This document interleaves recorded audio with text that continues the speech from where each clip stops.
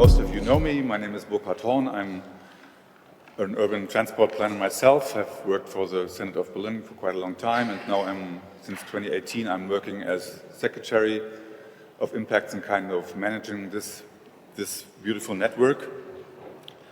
I've bothered some of you during the last weeks and months with lots of emails reminding you of registration and your presentations and so on. I hope I wasn't too pushy, so please forgive me for that. It's great to be here. Thanks to the City of Rome and Eugenio Patanè, our President, who has invited us to this beautiful city. And hosting us today is the metropolitan area of Rome, and someone from the council will come later this morning and say a few words of welcome and maybe tell us something about this building too. I don't know. It's very interesting. And now, before Eugenio will give us the official welcome, I just want to say a few organizational words. Maybe first of all, also a welcome for some new faces who are making the first impacts experience these days. Some from Amsterdam, from Gothenburg, from Dublin, from Vienna, and I hope you will enjoy it. If you want to use the microphones, in case you are sitting in a place where one is, just have to push this button on the lower right, then it works, at least it did with mine, and then probably have to push again to close it again. You have already seen that there are pictures taken during this conference and also videos. If you don't want to be on a picture, just tell us and the photographers that we know about it. The videos won't be published and there's no live streaming, don't worry, but we will discuss later if we might be using some of the videos, for example, for publishing in the members area of the website, also for those who couldn't participate today. And very, very grateful for the City of Rome to make it possible to make this really good recording of this conference. The presentations of the website will, as always, the presentations will be on our website within a few days. If you want to look something up, you don't have to take pictures from the slides. You will get them quite soon. And we'll have our summary also during the next weeks, also to be published. You have received these badges, and on the back side of the badges, you have this metropolitan, they have this tickets for the public transport in Rome. So if you want to stay a little longer or use it, just you have to validate it the first time, and then it lasts for 48 hours. There is a Wi-Fi, free Wi-Fi within this building. If you are a member of the Signal chat group, you have already received the code. If not, I will give it to you anyway. But it's also an encouragement to get part of this group because it makes communications quite easier during such a conference. The code is in small letters KUPIWOTA97. If you didn't get it, ask me later. And anyway, you're not supposed to check your emails during the conference. You're supposed to listen to the discussions and the presentations. I think that's about it. If there is anything else I have missed, Chiara Di Maio from City of Rome, who has done all the organization here in the city, she might add something.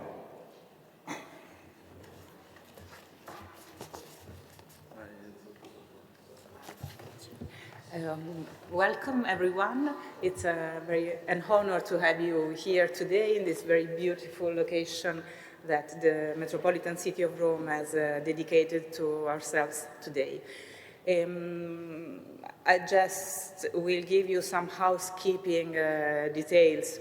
There will be surprises during the day. We will have the site visit, as you may know, at the workplace of Piazza Venezia later on, so you will be provided with shoes, but will happen after the lunch break.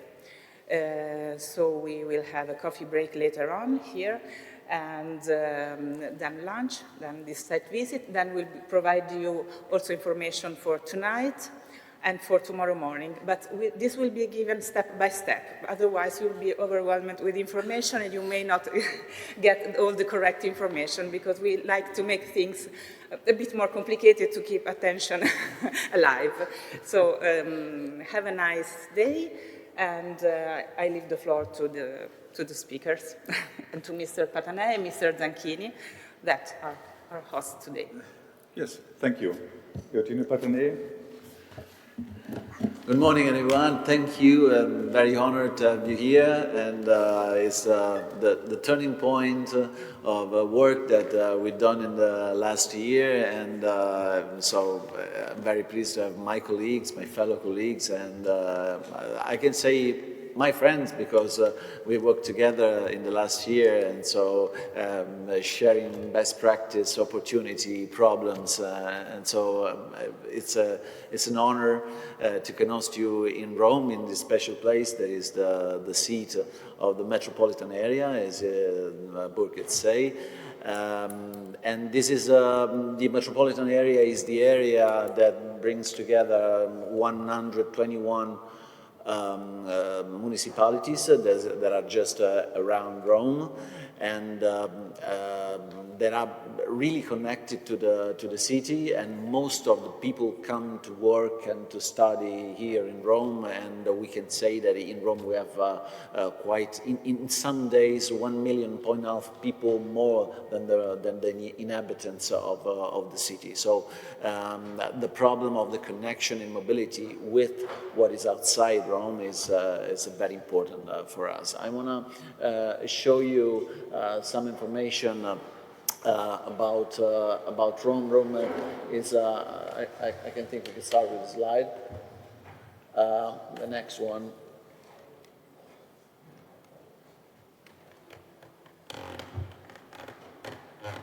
Okay, I'll tell you without slides.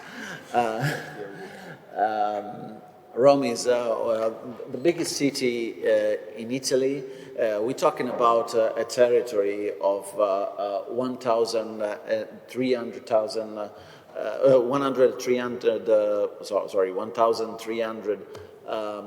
kilometers square of a city. In Europe is quite a city like London or Berlin. But in Italy is the 9 main cities put together. You take Milan, Turin, Naples, Palermo, and other 9, and you make Rome. So it's a very large territory, but the density of the inhabitants is very low. And we have 2.8 million inhabitants. And if you compare it with London, that have 7.5 million inhabitants, you see that the density of the inhabitants is very low.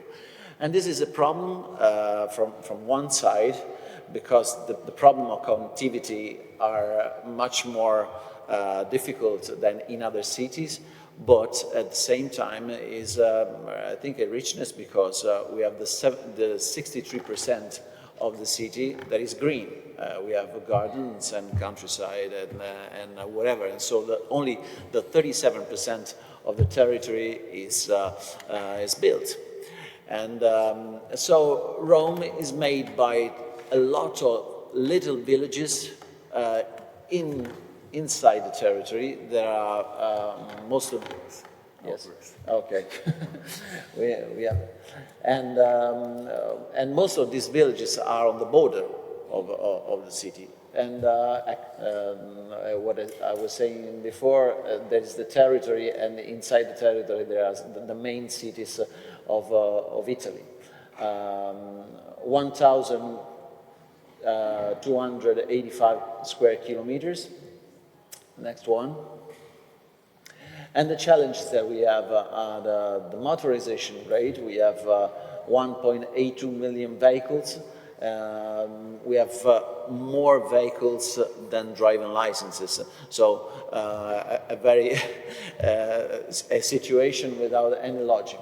And so the problem is that we have to do a model share from the use of the car to the public transport, to the active mobility, and to the intermodality. The problem is also the air pollution, because we don't have a compliance with the EU directive on ambient and air quality for NO2 and PM10, and so we have to reduce the pollution on the air of the 11% to get in the limits of the European roads.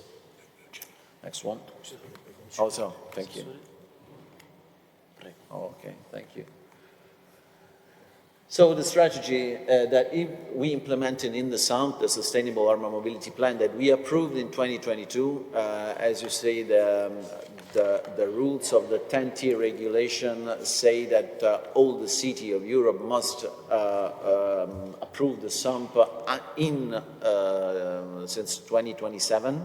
We approved 5 years early, and this Sustainable Urban Mobility Plan takes a universal project of the mobility, and the focus is the universal accessibility with the public transport that is the backbone on which we base our mobility, the active mobility like cycling mobility, pedestrian mobility, the sharing mobility, the renewal of the fleet of the public transport. A very important piece is the city logistic, and we just approved the SULP, that is a Sustainable Urban Logistic Plan of Rome, that is a second planification after the PUM, so after the SUMP. So we have the SUMP on the top, and then the second level planification like the SULP, and all these goals and all these tools that we want to put in place correspond to 8 billion euros for mobility by the end of the administrative mandate that is at the Alpha 2027. So this is the baseline of city railways, metro and tram network that we consider, like I was saying before, the backbone of mobility in Rome. So what is on railway? We have 2.5 lines of subway, of urban subway. That is very few compared to the other cities, but the situation of Rome is quite peculiar, because we have some problems with archaeological underground of the city, and at the same time also some historical problems and social problem with the connection of the suburb with the center of the city. So what we want to improve with the public transport is the new tramway lines. We are building 11 new lines of tram, 4 before 2026 and 7 in the next year. Buying 121 new trams, that is the application most important in Europe. Making new tram depot plan, new trains and renovation of existing metro lines. The first of the new train of the metro has just arrived yesterday. So, and we have an application of 36 new metro trains, and a new infrastructure on regional and national railway system of Roma. And as you see, of the 8 billion, the amounts of the sum, just 6 billion euros until 2027 are just on infrastructure, to build infrastructure, to reduce the gap of the infrastructure on railway with the other cities. This is the plan on the tramway, and this one is what we are at the end of 2026 we will build. So we have to know that Rome in the 60s has quite 200 kilometers of tracks on tram. but they just delayed quite everything of the old plan of the tram, and now we have 32 from 200. We have now 32 kilometers on tram. So we have to rebuild that network, and I think that we are very proud of what we're doing now on tram. So this is the plan, the scenario after 2026. And this is what you will see today, because we are continuing the building of the third lines of the metro of Rome, the line C. Now the line C is stopped on San Giovanni. There is, when you on the right you see the red line. That is the line A of the metropolitan of the subway of Rome. And so we were building now the Porta Metronia station and Colosseum station that we will open this year in October. And they are very important stations because we will connect not also the line A, but also the lane B to the system of the urban subway. But what you will see today is the Venezia station, is the building site that it will take just 8 years to be finished, because that is, I think, the most difficult station in the world to be built, because we have just 15 meters under the ground, that in which, you know, there is the history of humanity from the 19th century to the Pleistocene, and we will find everything. And as you know, we cannot dig with machines, but we have to dig with a brush and some little tools just to be careful about the archaeological findings. And these are a rendering of the new stations,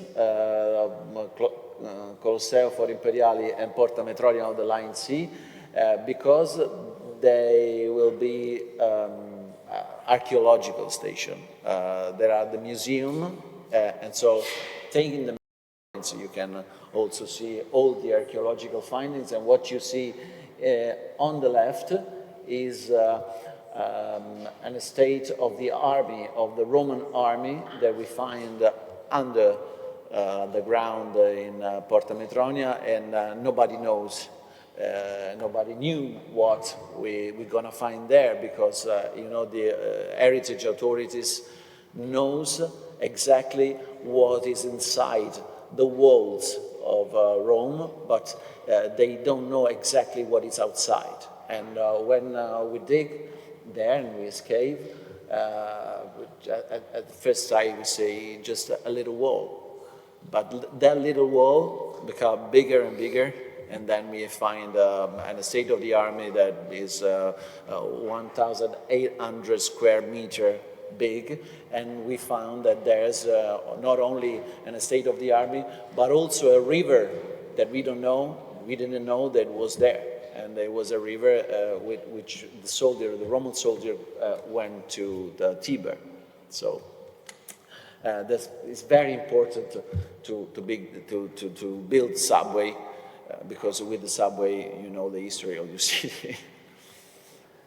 And so there is the new Archeometro station of Piazza Venezia. That goes 85 meters below Rome, and after the first 15 meters of the archaeological stratus, we can go deep and without problem. And but it is very difficult, because part of the archaeological problems, you have a lot of kind of earth, you have stones, and you have water, and you have everything, different kind of underground. So the improvement of public transport is another very important point of our politics, and the purchase of the zero-emission buses, the integration with the EU and Jubilee funds for the renewal of the fleet, and with the opportunity, with more kilometers on railway, with more kilometers on subway, with the renewal of the fleet, we think that that is not enough, because to have an important modal split, we have also to put some disincentive of the private use of the cars. So we put a low emission zone that is the green one area that is protected from this year, for the end of this year, will be protected from electronic gates. The blue area is the congestion charge area that we want to open in the next year, and the yellow area that is the limited traffic zone that protects the center of the city, the historical center of the city that, as you know, is UNESCO heritage. And so we're working on the reshaping of urban spaces from cars to active mobility, and we also improved the cycling path extension in Rome. We have 320 kilometers of bike lane and cycle path, but we want to bring in the next year to 1,200 kilometers of path. And what you see there with the yellow lines is the most important project on cycling mobility, that is called the GRAB. The GRAB is a cyclotouristic path just around the historical center of Rome that connected all the most important archaeological sites, all the most important villas and gardens of the city, but also connect all the cycling paths that we have that are radial coming into the historic center of the city. It's called GRAB because in Rome we have a ring for the cars that is just around the city that is called GRAB. And it was the monument to the cars in the early 60s. Now we call it GRAB, because from gra to grab there's a B that means bicycle. And so it's also very iconic because we try to change the culture of the mobility and also the culture of each one. And more for cars to the multimodality, because our vision is to change a car-centric city into an intermodal city with the multimodality of the movement. So the sharing mobility and what we're doing on mass, but we will talk after. So from car to multimodality, you can find some of the picture with the bike box, with the scooter sharing and bike sharing, with use of the cashless for the ticketing, like the tap and go, with the central of mobility that in Roma Servizi per la Mobilità. I have to thank the work that they are doing. And so we will talk about all this issue after, but I want to introduce you what we're doing, the great job, because for a long time Rome has been stuck with the project of mobility, and so I think that now with all the things we're doing now is to fill the gap that we amount before. So thank you very much.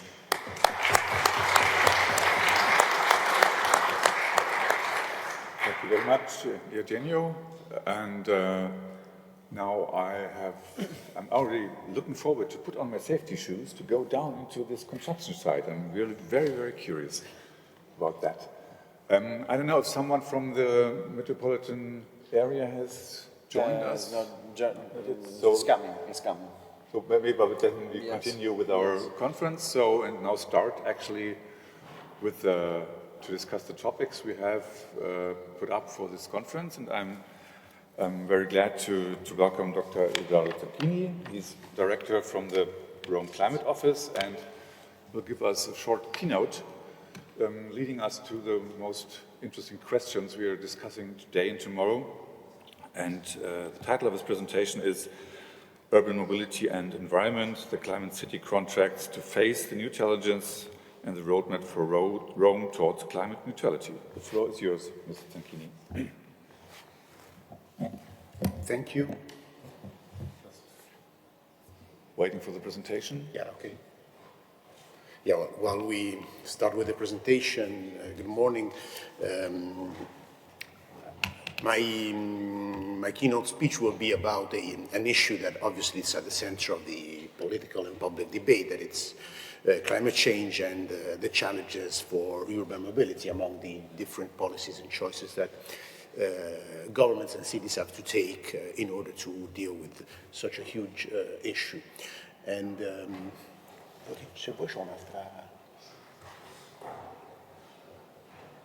yeah, great. Thank you. And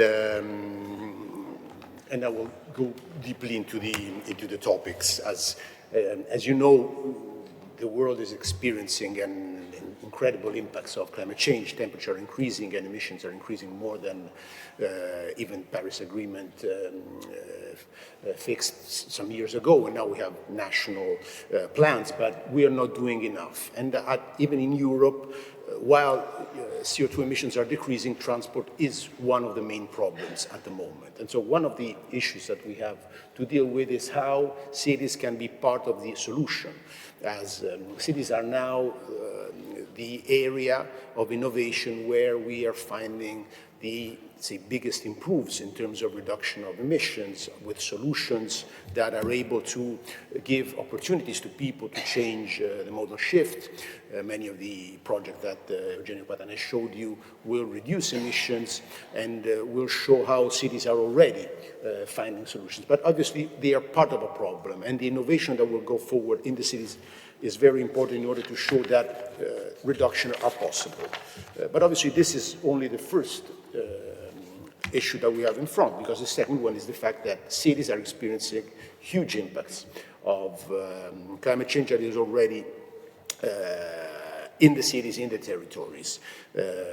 We could speak a lot about this, but you all live in cities that are experiencing flooding, heat waves, and even this is part of the problems of making attractive public mobility, and in cities that are becoming dangerous in many parts of the year. And so we know that we have even to deal with this new issue.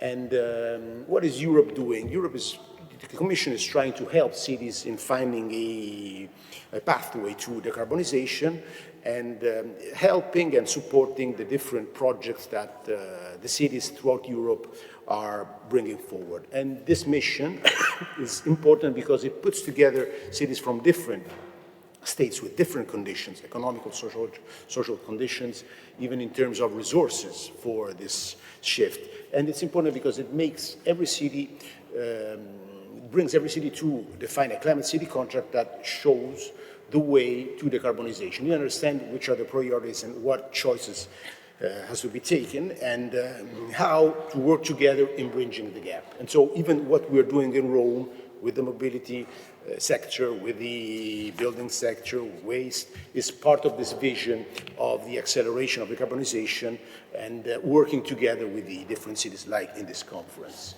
And what are the two priorities of Rome? We approved in 2023 the update of our climate action plan, the SECAP, and we submitted at December our climate city contract. Now we are waiting for the label from the Commission. But at the same time, we worked on the climate change issue with the approval of the first adaptation strategy of the city, because we have to work on these two issue at the same time if we want to give people an idea that the city is has a clear idea of how to deal with climate change and how even to give new services and new opportunities to shift from private cars, mobility to the innovation that today is needed and we all want to gain. And Rome is reducing its emission. The emissions are reducing and reducing in all the sectors. And this is important even if we have to obviously accelerate. And you can see here the importance of the mobility sector inside the city and of the building sector. If you see this data at European level and national level, they are very different. Obviously, in cities, we don't have emissions from factories or from thermal plants at the level of national, of a country, of a European level. In cities, the most important part is the built part, where you have buildings and the demand of mobility from the dense part of the city in particular, but even from the countryside, like in Rome, as Eugenio was explaining, we have a problem of how to bring people on public transport in a city where 1/3 of the city is built, and in the other part you have buildings that have low density. And so these are the problems in the city that we are dealing with in, obviously, all the sectors. And what we defined was a pathway in 2023 that is part of the targets that C40 set for all the cities in the world in order to contribute from the cities to the 1.5 degrees target of the Paris Agreement. And so we defined a pathway to accelerate, and as you can see, it's not something that is impossible. It's inside the curve of the emissions, but obviously we have to accelerate, and we have now an even tougher target because of the climate mission. And so what we worked in these 2 years on our climate city contract, obviously putting all the pieces together in a vision of decarbonization where the integrated zero-emission mobility is obviously a priority. But even in this vision, mobility is even part of a transformation that is connected to the electricity grid, the transformation in the electricity grid that are needed to bring the decarbonization targets and even to support the transformation with new trams, new metros, public buses. So they are part of a vision of transformation of the city. And plus, have you heard, we are even part of a transformation even in the waste management. As one example is the trucks that today collect the waste in the city. In 2 years' time, will be transformed from diesel to biomethane that comes from a biomethane plant from the organic waste of the city. So inside the city, so we have, we close the circle even on the trucks that we use for collecting waste. And so putting all the pieces together is very important to have a vision of the innovation of the city in the direction of decarbonization.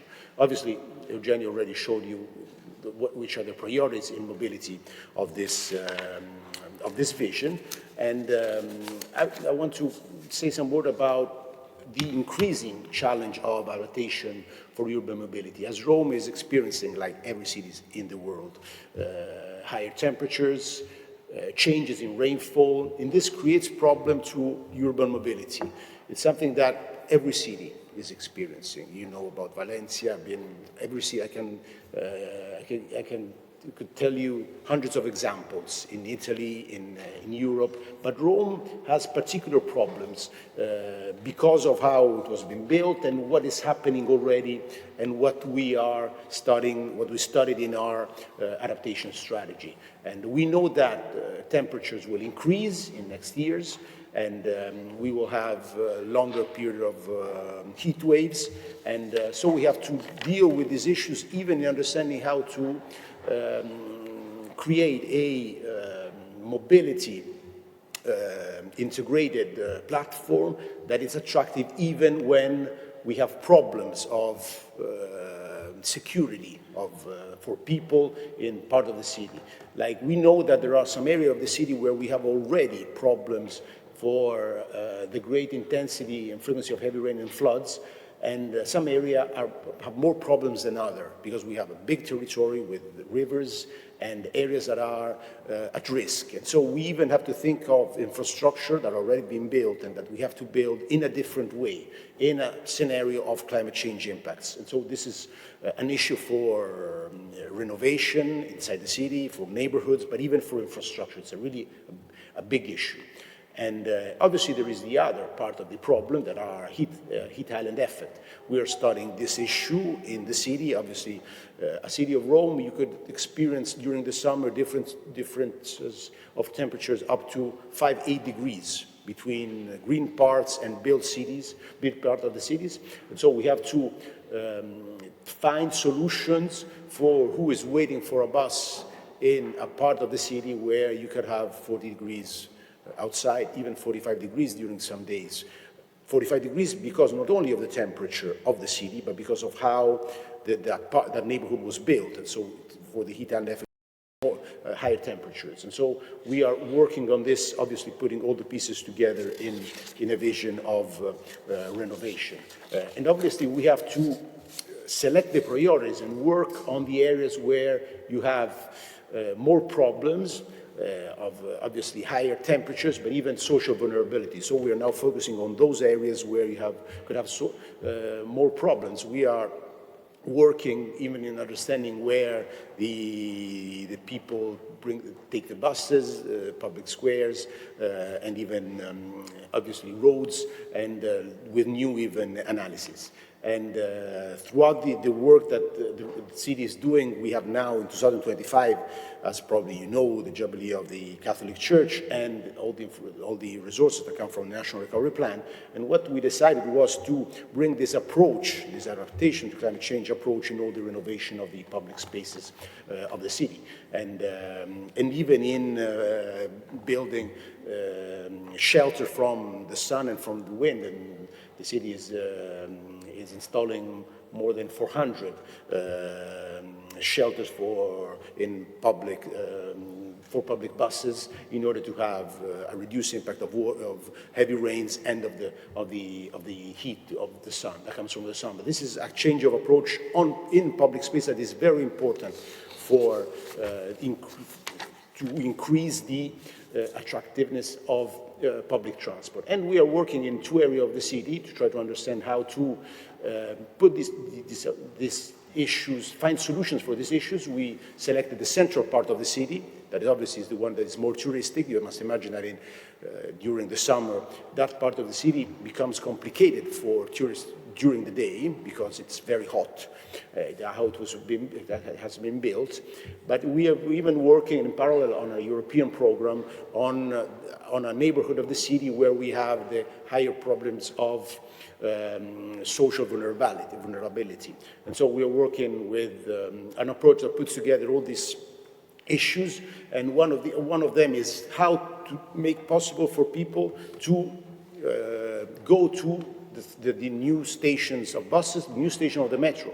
In that neighborhood that is called Centocelle, there are already metro stations, and now 2 tram lines are being built. And so how in that neighborhood that it's so hot with so big problems, you get to those stations will become an issue, and will become even a design issue that we will try to deal with, and we are working with obviously the 2 municipalities. The central part of the city has a municipality, and with the municipality where Centocelle is, because we have to find solutions that are obviously have the support from organization of citizens, from local organization, from people. They must know that things are improving, and there are projects that are dealing with these issues, finding solutions.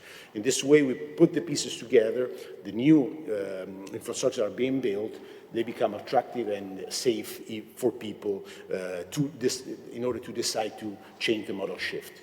And last, we have challenges in front of us but even opportunities at European level. You will speak about the new 10T regulation and the issue of resources for urban areas, for innovation, transport, and urbanization, but there is even two challenges and opportunities that are European level regulation. One is obviously the emission trading scheme, the new emission trading scheme that will come, that will be put in place in 2027. This will be a big political issue because you will have obviously resources, but even challenges for these revenues, where to put these revenues, and how to integrate them with the fiscal regulation that today is in place in the different states. And plus, we have the Social Climate Fund now, the opportunities of the Social Climate Fund. Every country has to approve in June of this year the national plan for how to define where to put the resources in order to tackle transport poverty. So we need solutions, and what we believe is that cities must be part of the, let's say, the answer. It's not only a matter of fiscal reduction, it's a matter of what possibilities you bring to people, and so how at local level with the cities you find solutions to tackle transport poverty and energy poverty. And transport poverty is in the cities in all Europe. And so this is a challenge, but even a big opportunity. In Italy we will have 1 billion a year from 2027, and it's important in order of resources. And obviously there are challenges, and I will end on this, because obviously we have to find resources not only for new infrastructures, but for the operational part. This is a big problem in Italy, as Eugenio knows very well, and all the deputy mayors in the Italian cities. We don't have enough resources for the operational part of the, let's say, of mobility. We have to put more buses, more trains, more trams on the roads, and we don't have the resources that come from the national level, and so we need to define how to tackle this problem, and the ETS2 and the Social Climate Fund can be part of the solution. And obviously there is a new issue, that is the electrification of electric mobility. So we need more renewables in the grid, we need flexibility of the grid, we need digitalization, we need resources for all the transformation. Rome is investing on this with the company that owns the distribution grid in the city, but obviously it's a big issue. And last, what I already showed you before, we have to integrate adaptation and mitigation solution in urban areas because we need to make public transport attractive, safe, and in order to renovate the city, like we are already doing, and like every city in Europe is already doing, and this is part of the innovation needed in every city, and it is part of the renovation that makes cities even more attractive. People are happy to come and live here if this innovation goes forward. And so obviously putting all the pieces together, working together with all the different sectors is one of the main issues that all the city are dealing with, and with what we are doing in Rome is obviously in this direction, because we need to renovate the city in a scenario of climate change impacts that are accelerating. Thank you.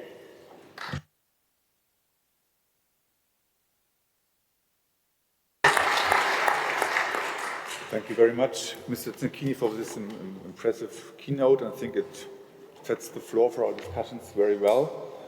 And I'm glad you said it's not impossible, but we have to accelerate. So it's kind of a race with an open outcome. And the data was very impressive you showed for Rome. And of course, for each city it's different, but every city has this kind of challenges, more in one way and in the other. But that's actually why we meet here and try to find solutions where we can learn from each other.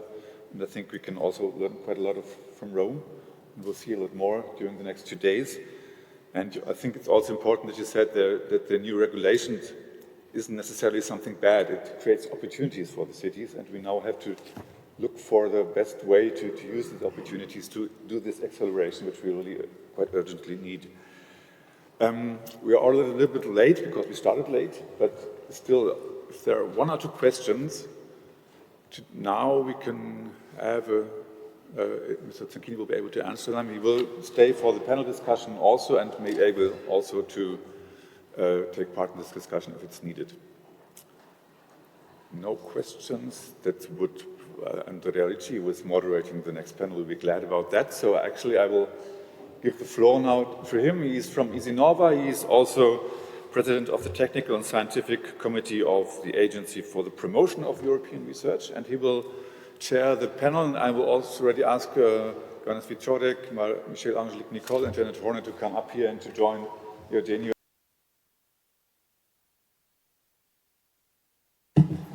Morning, everybody. I'm Andrea Dice. Thank you for inviting me to moderate this panel. And of course, thanks to the panelists, which I'm sure you're already familiar with. Let me briefly introduce them. Of course, Eugenio Patanè, you've already heard from him, he's Deputy Mayor for Mobility in the City of Rome. Janet, here you are. Janet Horner, City Councillor from Dublin. Johannes Wieczorek, is that more or less correct as a pronunciation? Wieczorek, okay. Johannes is fine. Who comes from Berlin, where he is State Secretary for Urban Mobility and Transport at the Department of Mobility, Transport, Climate Protection and Environment. A very ambitious exercise. And Michel Angelique Nicole from the city of Paris, where she is heading the Public Space Sharing and Air Quality Department in the Paris Mobility Agency. I will have just 2 slides as an introduction, a bit of food for thought in a provocative way, in which I hope my panelists will also maybe would like to react, but this is going to be very short, don't worry, it's not a fully fledged presentation, just to trigger some of the concepts. So this is slides coming from a recent study performed for the European Environmental Agency, which was a foresight exercise, trying to scan the horizon for the main change factors that are likely to affect the future of urban mobility until 2050. To make a long story short, there's this huge document, which of course I won't go into any detail, but to make a long story short, we identified these 6 main areas of possible change that is likely to heavily influence the future of mobility. So the balance between the local and the rural dimensions of the urban environments, so focus on local and or rural versus focusing on the city as such. To some extent related to that, the evolution of the patterns of commuters. Then there's a big issue about the status of car, which has many facets, because there's a cultural facet, a technological facet, an organizational facet. It's a really big issue there. The development of active mobility, in particular of walking and cycling within cities, how this goes on. The growing concerns about safety and security threats. And technologically speaking, there are many issues, but maybe at the center of some concerns there is the future, which is at this time rather uncertain, of self-driving vehicles, automated vehicles, and so on. So this is not an exhaustive list, but this is what was used to create very, very rough scenarios. And the idea, if I manage to, right, and what we came up with is a set of 3, I wouldn't even want to call them models, but possible schemes that allow to represent different types of cities. These are extreme schemes, as in all these kinds of exercises. So straight jackets, nobody perfectly fits with any of that. But just to have an idea, if the change factors at the very center are the issues of active mobility and related to that, the evolution of the role of the car, then we have a model which we've called livable cities, where the emphasis on mobility choices and modal split. If the emphasis or the constraints point in the direction of rebalancing of the territorial dimensions, focus on local and rural, evolving commuting patterns and so on, then we associate that to a model where the volume of transport flows is significantly changing due to the polycentric nature of the urban environment. And then the third scenario is we pretty much focuses on boosting everything that has to do with advanced technology, vehicle and system technology, which is affected, of course, by the uncertainty associated to the future of some of these technologies, and we call that connected cities. Why am I saying this? Because we then try to, and this is my last slide, don't worry, to figure out how these three scenarios might, if implemented, bring about positive or non-positive effects in the areas that are listed as columns of this table. So air quality, noise, climate change, and GHG emissions, congestion, accidents, and health and well-being in general. And these, what I'm going to show you are the so-called optimistic scenarios. We also have pessimistic ones, but I won't show them to them because I'm not an optimistic nature. So this is what it looks like. So you can see that in most scenarios, in the optimistic version of these scenarios, all three models exhibit interesting and major progresses in terms of most of these values, with some red dots which are flags for possible alarms, in particular for what concerns congestion and accidents, which seem to altogether perform in a more uncertain and risky way. But of course, we're not expecting any of the cities to fall precisely into any of these schemes. It's just to understand how some major change factors can be balanced, and of course I would expect that everybody is aiming at having 3 green dots all the way, and this is maybe something that I would like my panelists also to comment on if they have the opportunity of doing so. Are we on the right track to indeed, maybe by merging some of the characteristics of these hypothetical and extreme scenarios, are we on the right track to credibly aim at achieving 3 green dots all over the place? Okay, so having said that, that was all I wanted to show you. Now let me introduce the discussion for this panel. Okay, the whole event here is focused on these new regulation, TNT regulations, and how these impacts on urban nodes. So my first round of questions to the panelists will be, how do you react to that? What is the city reaction?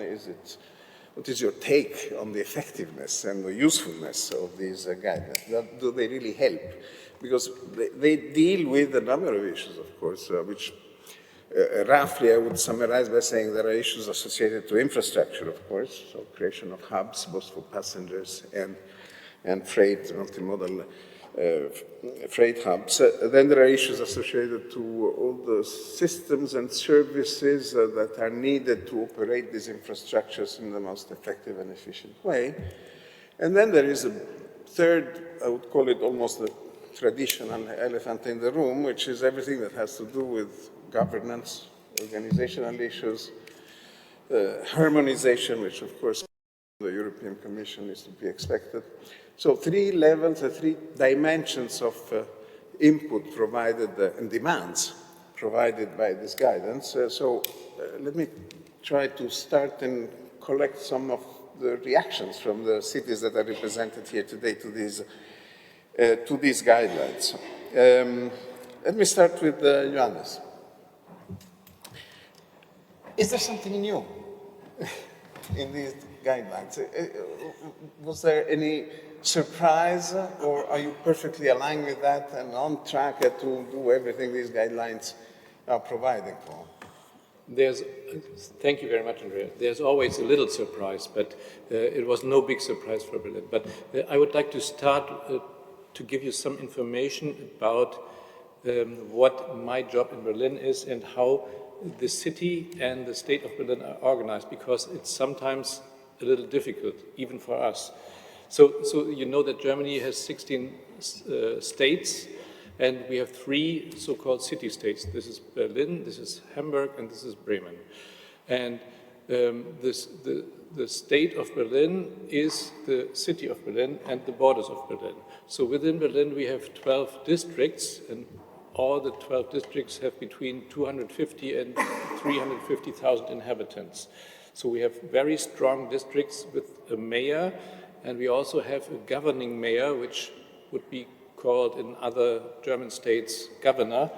And so I'm on the governing on the state level. I'm a state secretary on the state level. I have to deal with the federal level, which is the next level, and with the district level, and the people in the district.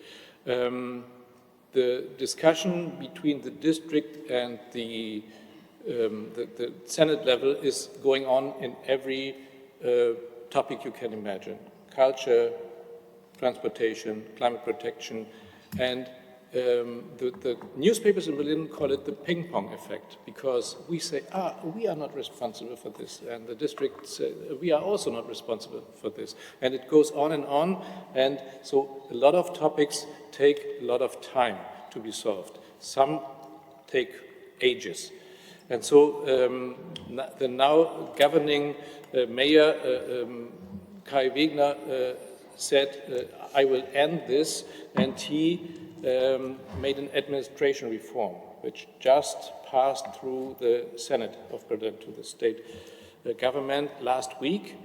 And it was discussed for a year with the districts, and we'll see. We'll keep you informed how it works, if it works and how it works. But we are very positive that the discussions between the 12 districts and the state level come to an end, or come to a better end.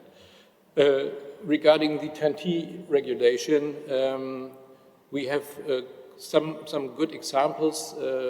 We have developed a so-called Stadtentwicklungsplan Mobilität, which is a plan we made in 2021, and this plan meets most of the SAM criteria. We didn't know exactly that some was coming, but so we met most of the criteria because the federal government checked our plan and said, this is very good. It's so good that we don't give you any more funds for making the plan better. Because there are other cities, node cities in Germany that are not as good as Berlin, and they get funding to make a plan like this, SAM plan. So we had a very high assessment. We have, for example, a very good network of electric vehicle charging points across Berlin. We have over 20,000 vehicle charging points. We have an efficient structures in place to continue this development. We have multimodal passenger hubs in Berlin, like the train stations, and we also have a multimodal freight terminal, a port in the city, which is multimodal and is used for freight. Then we have, talking about transportation in Berlin, we have the so-called Umweltverbund, you can say Environmental Alliance. This means all the modes of transportation except cars. And we have a very recent figure that shows that 78% of the trips in Berlin are made by public transport, 26% public transport, walking is 36%, or cycling is 18%. So that comes to 78%. So that means that only 22% are made with private cars. So we believe we are in a good position to meet the TEN-T requirements. We still have some questions and challenges regarding data, for example, but I'll come back to that later. Thank you. Thank you very much, John. Yes, we'll come back to a number of issues, in particular. I'm sure the finance aspect is something which is at the core of concerns of many of us. Marie-Angélique, let me continue with you. Paris is, of course, lots of things are happening in Paris from the mobility point of view, and we've seen in past years that many of those were pioneering also, one way or the other. So here comes this new piece of regulation. Does this help? Does it, if and how it contributes to supporting current policies, and how and why? So, good morning. Thank you for the question. Yes, it helped because, in fact, we were already in the same rail of the 10-year regulation, but we have to update our mobility plan at the region level for the Paris region, and also for Paris because we have to comply with the region level, and so we update our mobility plan at the moment. In fact, we already have a connected city in Paris because our public transport network is already very good. So we extended a few lines of metro and tramway, but the main policy in Paris at the moment is to have a more cyclable city and a more walkable city. So the main issue is to transform public space, to give more place for pedestrians, for bikers, and more place, but also more comfort and more security on the road. That's why I think livable cities is also reducing accidents. For example, we try to calm traffic in Paris with measures as reducing the limit speed in all the city, excepted a few main roads, but the limited speed is 30 kilometers per hour for all Paris, and we reduced also for the ring road to 50 kilometers per hour recently. So, in fact, it's more safe for all people in Paris, I think. Yes, we try to give more place for pedestrians, bikers. We halved in 20 years the flow of cars in Paris. So is it possible?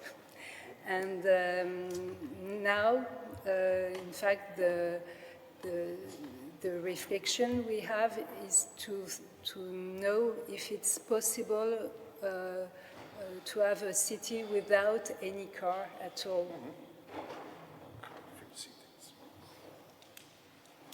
Okay. Thank you. Thank you, Maher Zidik. Yeah, we'll come back to a number of issues. We have the second round, of course, across the panel. So let me now move to Eugenio Patanè. We've heard already lots of beautiful things about what's happening in Rome, so I won't be asking you to repeat those. But one tricky issue is precisely about finance. I mean, we know that there is an issue with the Americans call appropriation, which sounds strange in Italian because it seems like you're stealing money. You know, appropriation in the public sector means simply that you are allowed to spend it, so that's a different story.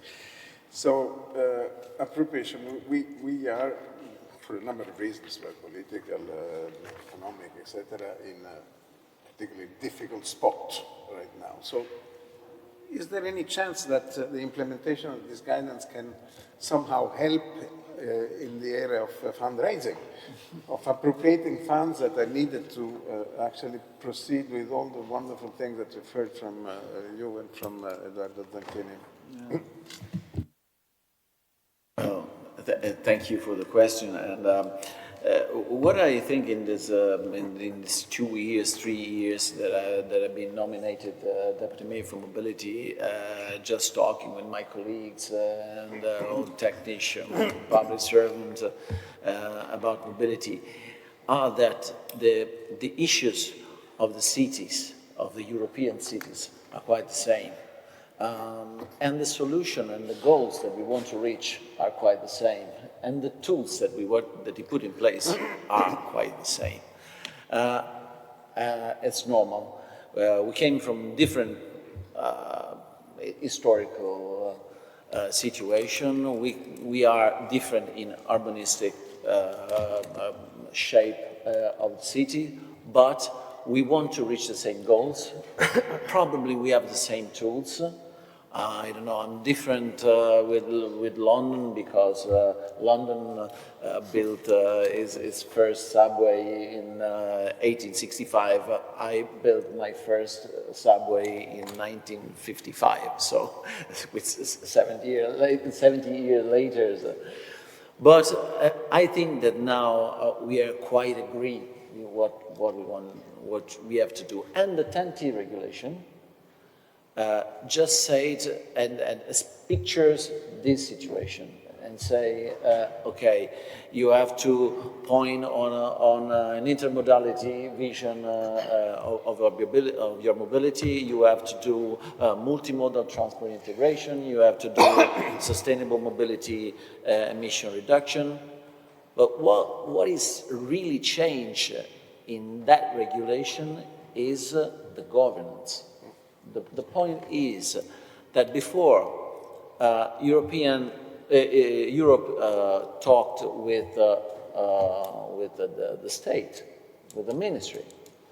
Then the 10T regulations say the cities that now are the authority nodes as goal to reach. So until 2027 you have to make a sump, to approve a sump. In 2030, you have to transform your station in multimodal station. Until 2040, you have to do something, and so on. So the goals are not on the state, but are on the cities and the authority nodes of the corridors. So this is a big challenge and a big issue that we have. And the problem is, if I have a goal to reach, my city and all the cities have goal to reach, how I can do that? If the main interlocution is now for the funding from the coordinator, or the corridors of the European corridors, or from the European Commission with my minister, so with the national level. So the changing of the governance of the 10T regulation puts some problems on the governance, because now we saw that the goals that we have to reach.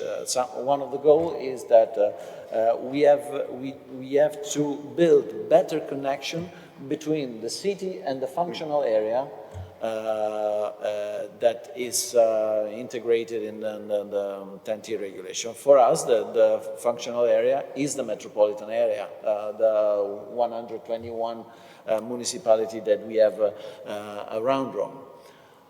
And so when the coordinator of the corridor tells us, what do you need to have better connection with your functional area? We said, we need this kind of things, and we made a list about what we have to do. But after, the coordinator, talking with my minister, changed the tools and change the tools where they want to put money, and they put money on the Sicilian bridge. So the problem is, if the governance changing, I've changed everything. And so what I want to ask, and our main issues now is how the cities can sit at a decision-making table to reach the goals, to have the tools to reach that goals in funding, but also in the governance of how the process, how to reach the objective that we have. Thank you. That's indeed not an easy issue. It's just governance. It's the relation between governance and planning, and how this is actually planning, including finance, of course, but planning, even from the technical point of view, the relationship between these two tiers is clearly something on which there is room for improvement. I'm sure we'll come back in the second round about this issue, because I know that Janet would like to comment also on governance matters. Janet, I mean, to the best of my knowledge, there is no bridge foreseen between Ireland and the continent, right? So we don't have to worry about that, at least. But still, I mean, I have to ask you the classical question, which, of course, you must be sick and tired of hearing. How does the situation in an island to what extent it is affected in a different way? Interconnection is clearly a problem which additional challenges and hurdles. Is there anything missing in these guidelines which would be more helpfully directed towards the situation of Dublin as the capital of Ireland? Yeah, I mean, I think Dublin, because obviously unique from a lot of the countries that we're looking at here, is like we have our only land border is with Northern Ireland, and you know now with Brexit there's a lot of challenges. Well, even before Brexit there was plenty of challenges about how to effectively manage that border. But connectivity for us has largely meant connectivity through the UK over, because that's where our best sea connections have been through into the rest of Europe. So I think looking at what sustainable transport connectivity means for the future, a lot is for us is going to come down to our seaports as well. Dublin being one of the biggest city ports, I think, in Europe, what we have based in our city centre area. So that's a huge aspect for what connectivity can and should mean for us. We are very reliant on air travel at the moment. That presents a lot of challenges for us. Politically, you know, I represent the Green Party in Ireland.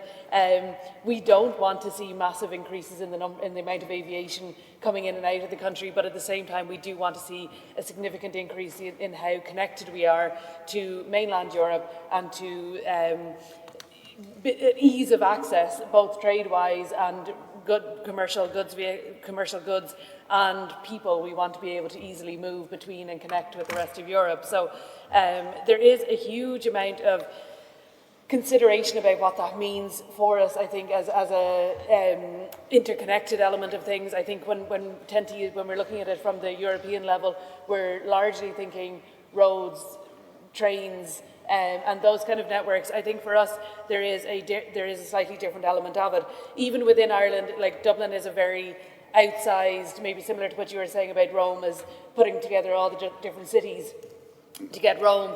For us, you know, Dublin does remain the economic driver of Ireland as a whole.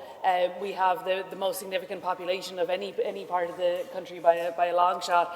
So we want to make sure Dublin is connected to the rest of Ireland effectively, and that involves developing our transport network. We want to make sure we have good connections to Northern Ireland, but then beyond that, we want to allow ease of access between Dublin and the rest of Europe as much as possible. So I think, and very similar to, just to touch on, I think what Johannes was mentioning about Berlin, like one of the things I think is very frustrating in Dublin is that layers of decision making. So I represent I chair the Transport, the Mobility Committee for Dublin, and work very closely with Brendan as a management side of the House, and I represent the political side of the House, but it is, while I would love to say that we have control over transport in Dublin because we chair the committee for it, we do not. We share responsibility for transport in Dublin alongside the National Transport Authority, who will make the decisions around our bus network, the Transport Infrastructure Ireland, who will make a lot of decisions around our road network, the Road Safety Authority, who will make decisions around road safety in our cities, in our country, or in rural areas, and our bus companies, our rail networks, our tram, Lewis Company, and I'm sure there's many others that I'm forgetting, but there's a Dublin Port is the state authority that manages all things in relation to the port. So when it comes to things like the 10T regulations or any kind of European framework, maybe quite similar to what you're saying about, I never used the term ping pong effect before, but very similar, I think, in terms of who is actually going to take responsibility on for delivering on these things. And when we have challenges and ambitions, which we do, and Dublin, we have laid out very clear ambition in terms of reducing our emissions for transport, increasing the modal share of sustainable walking, cycling, public transport within our city areas.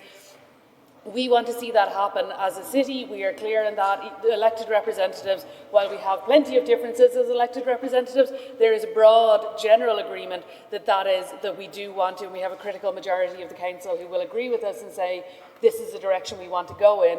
But even within that, it is very easy consistently to pass responsibility and to say while we want to see an increase in cycling, it's not us, it's the National Transport Authority, it's not us, it's Dublin Bus because they're delivering the bus network, it's not us, whatever. And that creates a significant issue between what is agreed upon ambitions and then actual plans that we can put in place with clear responsibilities to deliver on that ambition. And I think Dublin has certainly never been short of plans. We have plenty of them, and many of them have never seen the light of day. They've sat on the shelf and remained there for many years. But what we are short of sometimes is that implementation strategies that are going to clearly identify how we get to the place that we are going to get to, who is going to take responsibility on it. And I certainly, for me, I look in envy, particularly to Paris. I think we've talked a lot about in the last few years. We've seen, and maybe this is sort of how media frames things, but to me it seems that the impact of a directly elected mayor and that aspect of a mayoral office that can pull together all the different relevant bodies effectively. And in Dublin at the moment, as things stand, we don't have that singular office of authority that can actually draw together all of those different bodies and create a cohesive programme for delivery. And I think that, to me, that's one key thing I would love to change in Dublin so we could deliver on that. But, as things stand, it remains very challenging. Thank you very much. It really seems that the issues associated directly or indirectly to governance and planning are crucial for everybody, and I'm sure that the second round will further underline this. Yes, we have an opportunity of having a second round among all panelists, and I'd like to start with Marie-Angelique this time. But the basic question is, if you had to pick one main priority in the perspective of implementing this regulation and these guidelines, where would you think that this priority would go? I mean, there are many issues that we've heard, lots of challenges. One we haven't mentioned very explicitly, but which is clearly central, is the issue of harmonization. I mean, we have been touching, Eugenio did tell us that in the end, the problems are not exactly the same, but very similar across cities. So the drive towards harmonization makes a lot of sense, but this is one issue which may create challenges which are operationally not so easy to implement. So that there's this, but then of course there are other demands that are made by these regulations and associated to a timeline, particularly the provision of specific data and indicators that the guidelines expect, the regulations, expect cities to abide by, and this is coming up. I mean, it's in July 2025 with, I don't know what we should exactly expect, but the promise or the threat, depending how you look at it, is to have a fairly structured system of indicators based on a specific provision of data. Is this something which is a concern? Is this a challenge which needs further elaboration before being able to address it? So, what is your view, Michel-Angelique, the first and foremost issue that you think should be tackled because it still requires energy and goodwill? Yes, I think, in fact, providing good data is the most difficult, because for years we were used to provide data on cars flow, so we are very good at that, but we are not very good to provide data on pedestrians flows and about it's better on bikes flow, but it's not so good even. And we had also, but I think it's only a French law, it's not with the TNT regulation, we have to provide data about the accessibility of the public space for disabled people, and it's the most difficult, I think, for us. So I think it's a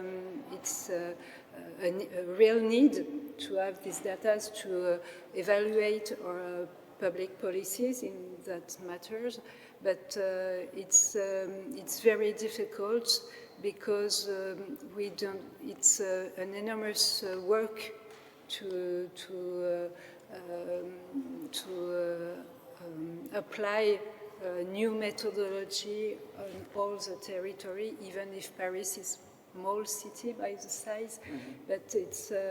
I think it's most difficult to provide these data and to confirm these data with all other cities in France, but also in European Union. So I think we need, I think, much help on this side of the project. Okay. Thank you, Michel Angelique. Johannes. The issue of relationship and interaction between the various tiers or levels of government has already been touched, but I'd like to come back on this, also to build upon your personal experience as having worn the shoes of both a state representative and now that of a city, which is a state in itself. So, I mean, it's a complex map, because you have several institutional levels. Of course, you have the city level, of course, you have the national level, and you have the European level, and on top of these three, you may have additional levels at the regional, depending on the legislation in different countries. What is the really big difficulty in handling effectively, for this specific purpose, which brings us here today, the relationship within these tiers of government? Is there a magic trick, a silver bullet? You do this and you're sure that everybody is happy and that things work fine. Sorry, I mean, I'm not expecting you to give us a silver bullet, but I'd like to hear your view on this. If I had found the silver bullet, I would not be sitting here. So we are still searching for it. No, the interesting thing is that we have the national level, we have the state level, and we have the local level.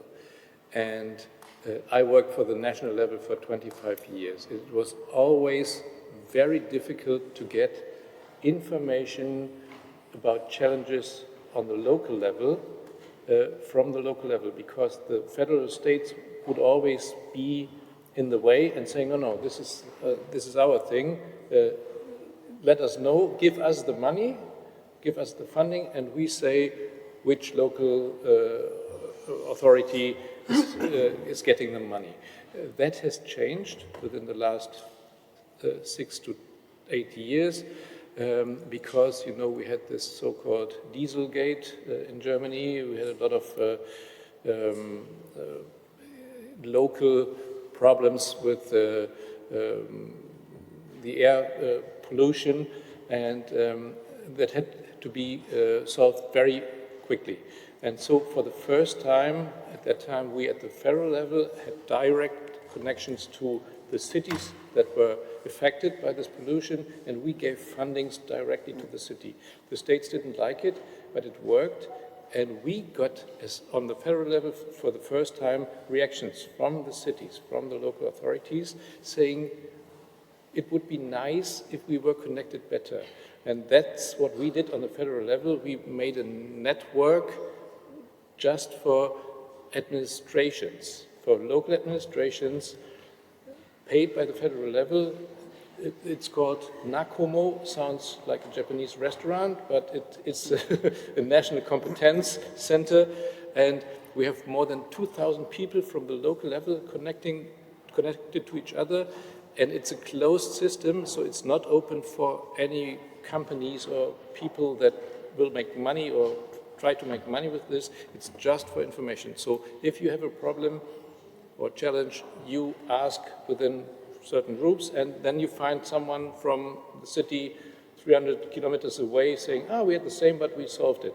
And so this is going on, and this is, I think, a new way to help the local authorities directly from the national level, keeping the state level informed, let's say, put it this way. Thank you. Make good notes of this. Janet, okay, next council meeting, what is the top issue on the agenda?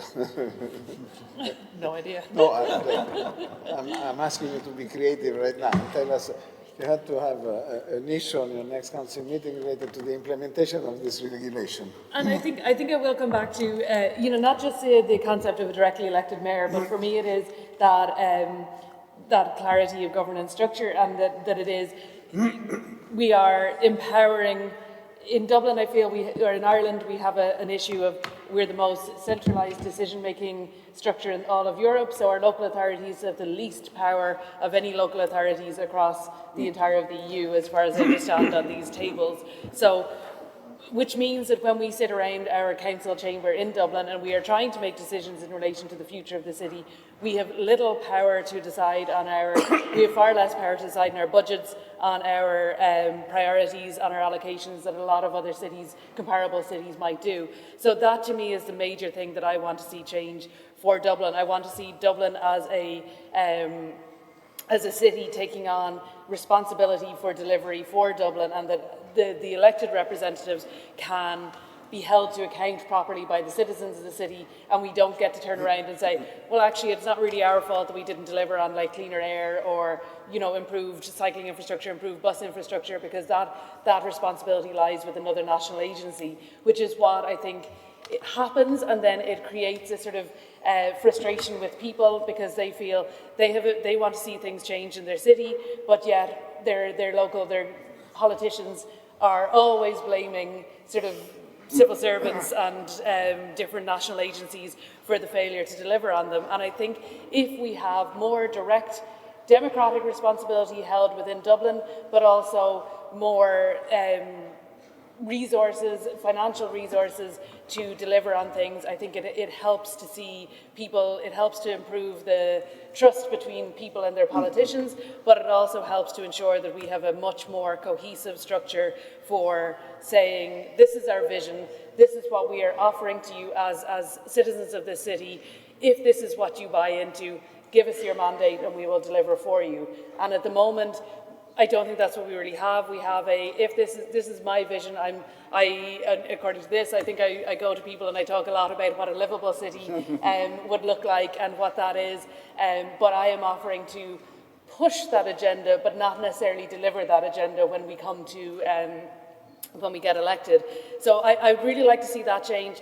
And similarly, I would like to see the budget for Dublin increase significantly, which is always the way. But, in Dublin, as we do in a lot of other places, there can be a lot of resentment from the wider country because Dublin is seen as where a lot of resources and wealth is, and the best paid jobs, the best paid, the best public transport is there.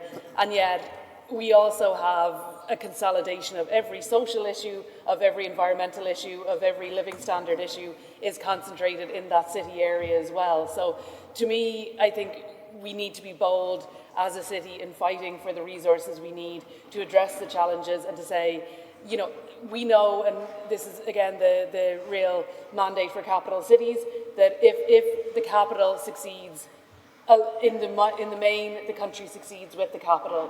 We are leading, we are out in front for the city, so I think we want to ensure that people see us that way and they don't say Dublin doesn't deserve it because Dublin already has enough, whereas we actually need a lot more investment if we want to tackle the scale of the challenges that we have. Thank you very much. Stimulating, and this issue of participation, indeed, we haven't touched upon, we had not so far touched upon it explicitly, but I realize how important it is to make sure that whatever the policy and the way you implement it, there is ownership on behalf of those who are the recipients of this policy, and this is one of the many areas where it is an essential ingredient. So thank you for commenting that. I'll give you the last word to our host, Eugenio. Again, the question is the same. If you had really one, we've touched already upon governance issues and things. I'm puzzled by this. I'd like to understand what is the real added value of harmonization across Europe. I don't know if you may want to comment on this. And also there's another aspect which we didn't touch upon at all, which is, are there any controversial issues? Because beyond harmonization and the fact that we all agree that we have the same issues, the same challenges, etc., maybe there are different views, or at times maybe significantly different views for what concern, let me throw a small bomb, things like urban air mobility.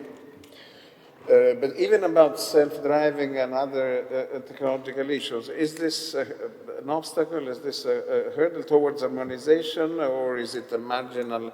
People increasingly tend to consider that technology is a residual variable, but when it has such a huge social impact and economic impact, maybe it's not that residual. So, I don't know, you might want to comment on that as well.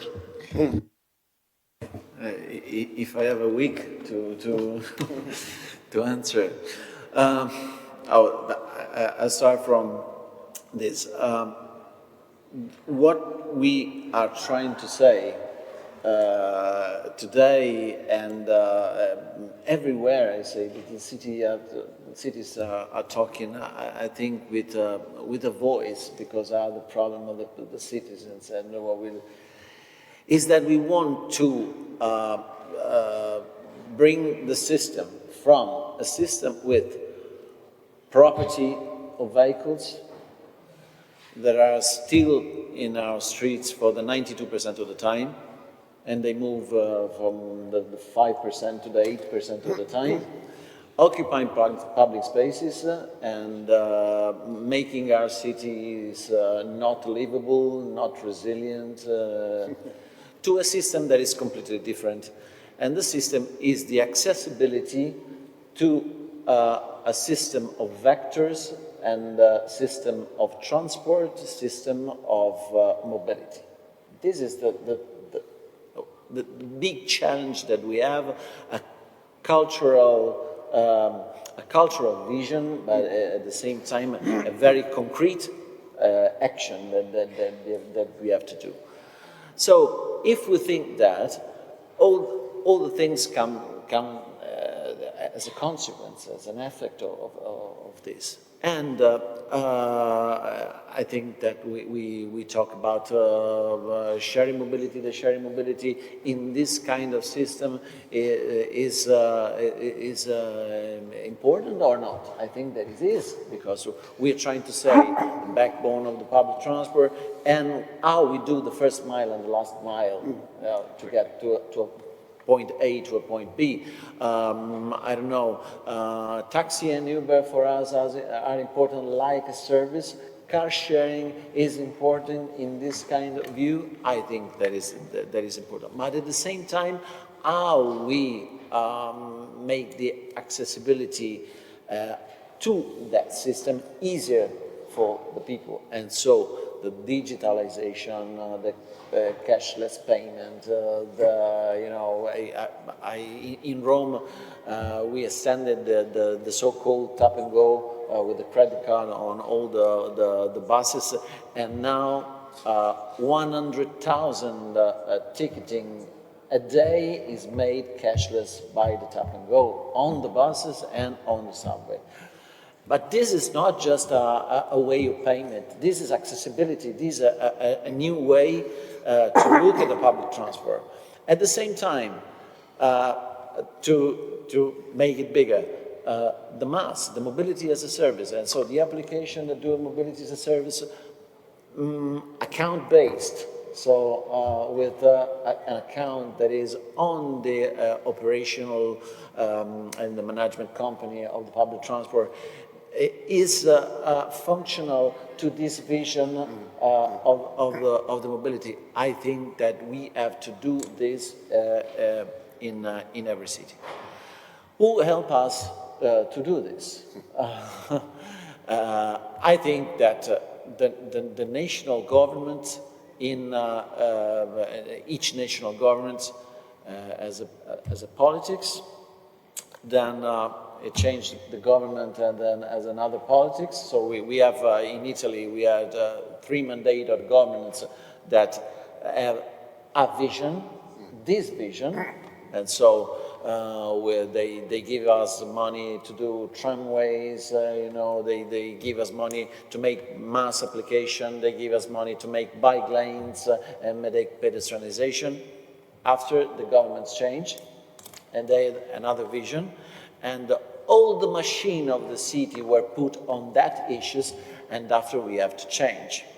And what we put in place in the 10 years before now had to change. So the problem is how to make still on that politics of sustainable mobility and innovation for a long time that can help us to change the city. And I think that in this, the European Union, the European Commission has a big role, and we have to talk with the European Commission to listen to our necessities, to our issues, and to our problems, because are the problems of the citizens. I think that this is the main problem we have. Thank you very much. This, I think, ties quite nicely with the previous remark on participation, because you're advocating continuity, which I think everybody can agree with, but how to achieve continuity by making sure that your constituency is happy, basically, and how to make your constituency happy, not only by doing things, but also by having them involved and engaged, both in decision, and so it's kind of a virtuous circle.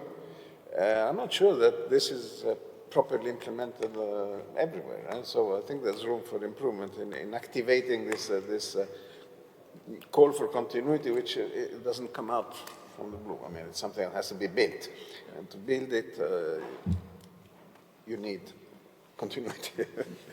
Okay, we started a little bit later than was foreseen, so I don't know if we're still allowed for a few minutes of possible questions, if any. I think maybe some of you would like to take advantage of this distinguished panel of speakers to address particular issues of concern, and I think we can take a few minutes for this, although we're slightly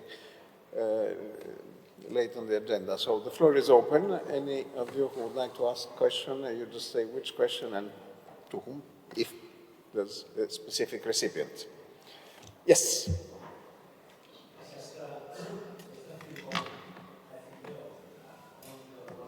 Can you speak a little bit louder, or have a microphone? Just that might help. Okay. There, you can speak there.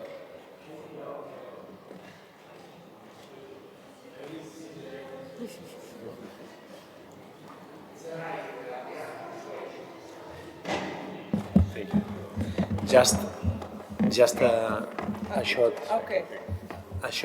comment. I think that the next session about sustainable urban mobility plans, these plans are a good tool to manage this, because the city is doing a diagnosis of the situation, set some objectives. There's a planification of actions doing by the own city, and there are actions asking for the others actors, the metropolitan. Well, that depends on the governance anywhere. Okay, so it's a moment that the city sets what the city needs, the mobility of the city needs. That's not only inside the city; it's in a wider zone. There's a compromise of the actions to do for the city, and there are asking actions for the others. Okay? Maybe, I don't know, the public transport operator that maybe is not owned by the city, but depends, no? The metropolitan, the urban planners, and so on. So I think that these plans are a good tool trying to say what we need, and there's an approval of the councillors. Okay, so it's an important document. just this idea, okay, for us that the sums are important for us. Thank you for this comment. I don't know if this calls for any reaction from our panelists. Eugenio? Yes, I quite agree. I think that, and we approved the sum in 2022, so now is the third year of the making concrete the decision of that sum. The problem is that that sum is not approved by the national level. So what has happened? That I decide what is better for my city. The council, the city council that represents the city, decide what is better for the city on mobility. But in that sum, as you see, we have 8 billion needs of investment to realize all that one. We don't have 8 billions to do infrastructure, subway, train line, and whatever.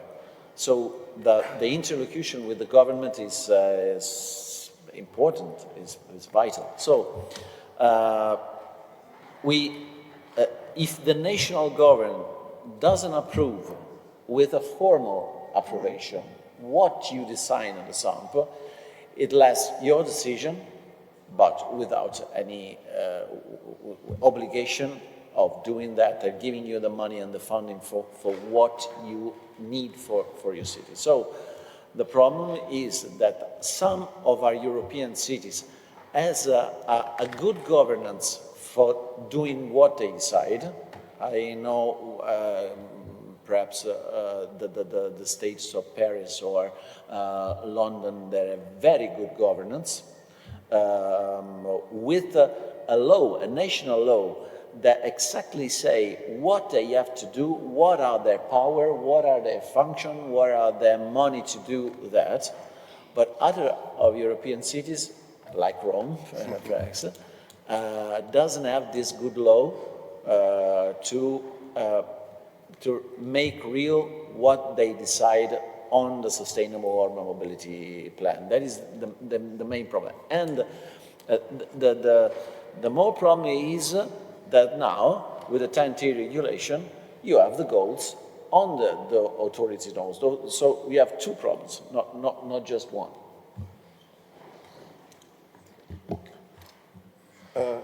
Janet, and then I'll give you the floor. No, please. Yeah, sorry, I guess my only comment on that as well is, as I understand, we haven't developed our sump yet in Dublin, but what we have developed is our Greater Dublin Area Transport Strategy, our City Centre Transport Strategy, our Bus Connect Strategy, our cycling manual.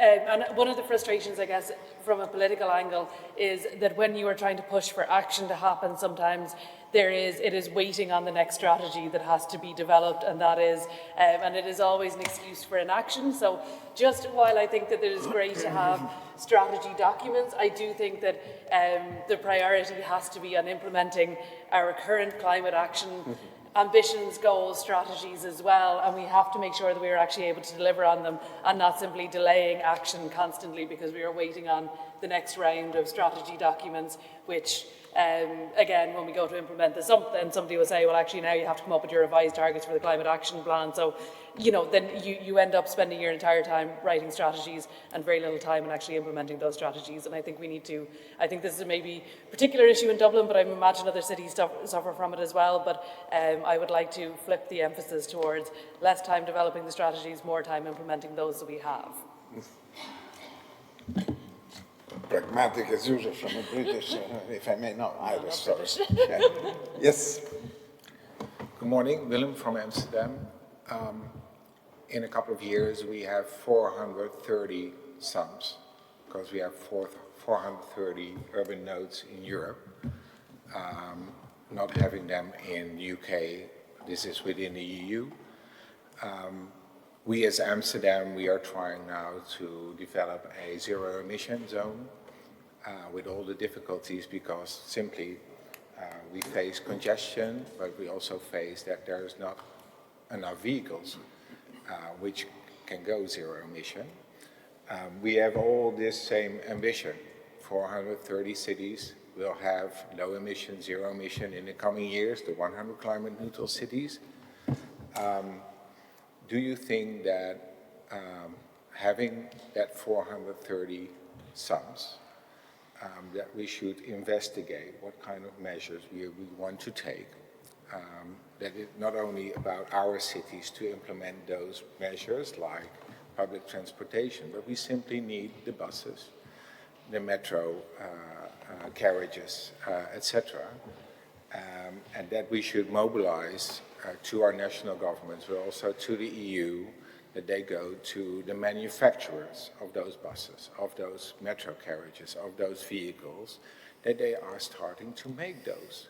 Because we can say that we want to be zero emission in 2025 or 2030, but if there aren't enough carriages, if there are not enough vehicles, if there are not enough buses around, we're not going to get there. So I think on the same level, it's not only talking about helping in enough money, but also putting the market at work, that they are starting to make those vehicles so that we can go there. And that's also, I think, what we can use the sums for, to see, okay, this is what we want, how many do we need? And do you feel that we should align on that as cities to make that effort to the EU and our national governments? Thank you very much again for this comment. Once again, I don't know if somebody would like to react. No? Johannes, yes, please. Maybe just a short comment.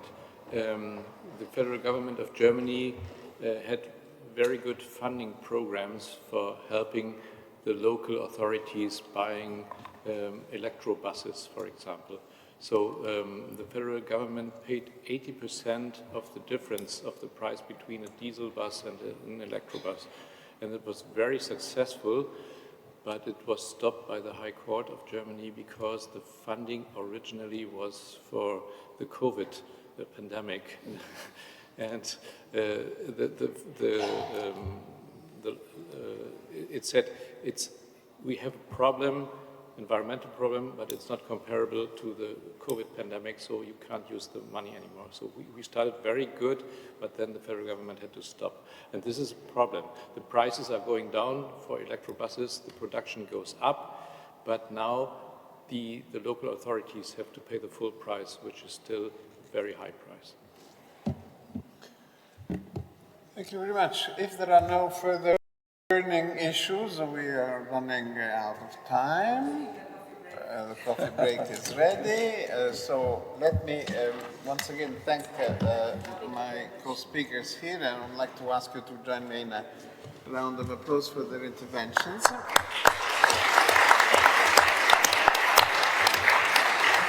I'm sure there's a lot more to say, but what I'm optimistic and happy to see is that for the issues, especially those related to, once again, the relationship between governments at the various levels, planning and implementation, I think an association like Impacts does have to play a significant role, especially as it emanates the natural authority coming from large and powerful cities. So good luck with that. Thank you very much. Thank you very much, Andrea, for chairing this session. I think it was very important that we discussed not only what to do, but how to do it. And this discussion about governance structures, responsibilities is very important. Eugenio pointed out that we need consistency and continuity in what we're doing. Also picking up on what Eduardo Zanchini said, if we have to accelerate, we need this consistency. And I think what we are now discussing in the 3 sessions coming up also deals with the what and the how. And the first one will deal with the sums, as Adria already said. We will have 4 different views from 4 cities about how to deal with this strategic element to try to do the change in our cities. The second, in the afternoon, again, will deal more with the how, because we don't only need structures and politicians and us, but we need also the society. And if the society doesn't follow us, we have elections which lead to that, what Eugenio said, we have different governments, we have different rules, we have different visions, and have to start from all over again, maybe. And that, of course, is very, that isn't helpful in this accelerance which we need. And the third one tomorrow will again deal more with the what, very much concentrating on the hubs. As I know how important breaks are in these kind of conferences, I really don't want to shorten it, but maybe you can meet at 11:25 here again, and then start with a session which will be chaired by Fabio Nussio. So enjoy the coffee. Thank you. Grazie. Merci. And welcome to this session of the session that deal about the SAMP. My new role as a senior expert in ETS and sustainable mobility is founded also on my experience in the coordination of the Rome SAMP and its interaction with the environmental protection and climate neutrality goal. And now, from theory to practice. I am really curious to understand how the city Hamburg, Dublin, Madrid and Rome are approaching the SAMP real implementation. Without forgetting the climate neutrality goal, the social awareness and rebounds, etc., etc. Now it's time to give the floor to the first distinguished speaker, the General Director of Transport of the City of Hamburg, Mrs. Tina Wagner. Please, in case of question, I suggest to use the final block before the wording will be passed to Mr. Sciotti that will represent the site visit of the afternoon, but we leave, I hope to have about a quarter for all the questions. Please use that segment. And now we are really curious to hear from Hamburg what is happening. Thank you. Yes, thanks a lot, Fabio, for the kind introduction, and thanks for having the chance to present our approach to strategic mobility planning. I will briefly show you the main action fields of our mobility plan. We call it the mobility transformation strategy because mobility transformation is really at the heart of it, and it's also sitting within different strategic programs of the city, like the Climate Action Plan and so on. And I also briefly will give you a look into the digital mobility strategy, which is a sub-strategy of our SAMP. So let's start the presentation. Hamburg is a city, a port city in Northern Europe, very much a transportation hub, lying on 3 different 10T routes, having a big port, and also one of the biggest rail ports or rail stations in Europe. So we really are a mobility and transportation city. We have about almost 2 million people living in Hamburg, and about 1 million jobs. And we do have a modal share of cycling and walking of 48% at the moment. We aim at more, you will see that. And we have a lot of public transit passengers, of course. So we have a kind of different strategies, but they are all more or less in line. The overall strategy is, what I would say, is the Climate Protection Act, which has 4 different sectors. One of the sectors is the transport sector, and then we basically have some sub-strategies within the mobility sector, which is the digital mobility strategy, or the last mile strategy, which deals with logistics and last mile topics. The Hamburg Takt is our public transport strategy, and we also have a Hamburg-wide digital strategy, which we consider in our digital mobility strategy. So it's a kind of a landscape of different strategies, which are all aligned to each other. Yeah, mobility transition, of course, plays an important role for climate protection, because the modal shift is one of our pillars of achieving climate neutrality in the transport sector. And we have concrete goals for the modal shift, as you see here. We aim for a share of 80% of the so-called, we call it environmental modes, in 2030. These are public transport, cycling and walking. And we monitor the modal shift throughout the years. And you can see here that we are on a quite good pathway. Still a way to go, from 29% of motorized transport to 20% in 2030. But the direction is, I would say, pretty clear. And this is basically one of the, as I said, main pillars to reach climate neutrality in the transport sector. We want to cut CO2 emissions by 70% until 2030, and we want to be climate neutral in 2045. We are not one of the mission cities. A couple of years ago, when the process started, the government decided that because of our port, this would be a bit too ambitious. So, yeah, we didn't apply for being a mission city, but we are still, of course, on that route. Here you can see the development of traffic in Hamburg. This is public transport volume, and this is cyclists or cycling volumes, and then you can see the individual motorized transport. This is the red line, and as you can see here, we had this very kind of disruptive change with the corona pandemic situation. The motorized individual transport dropped quite a lot, and then it still is far below the level we had in 2019.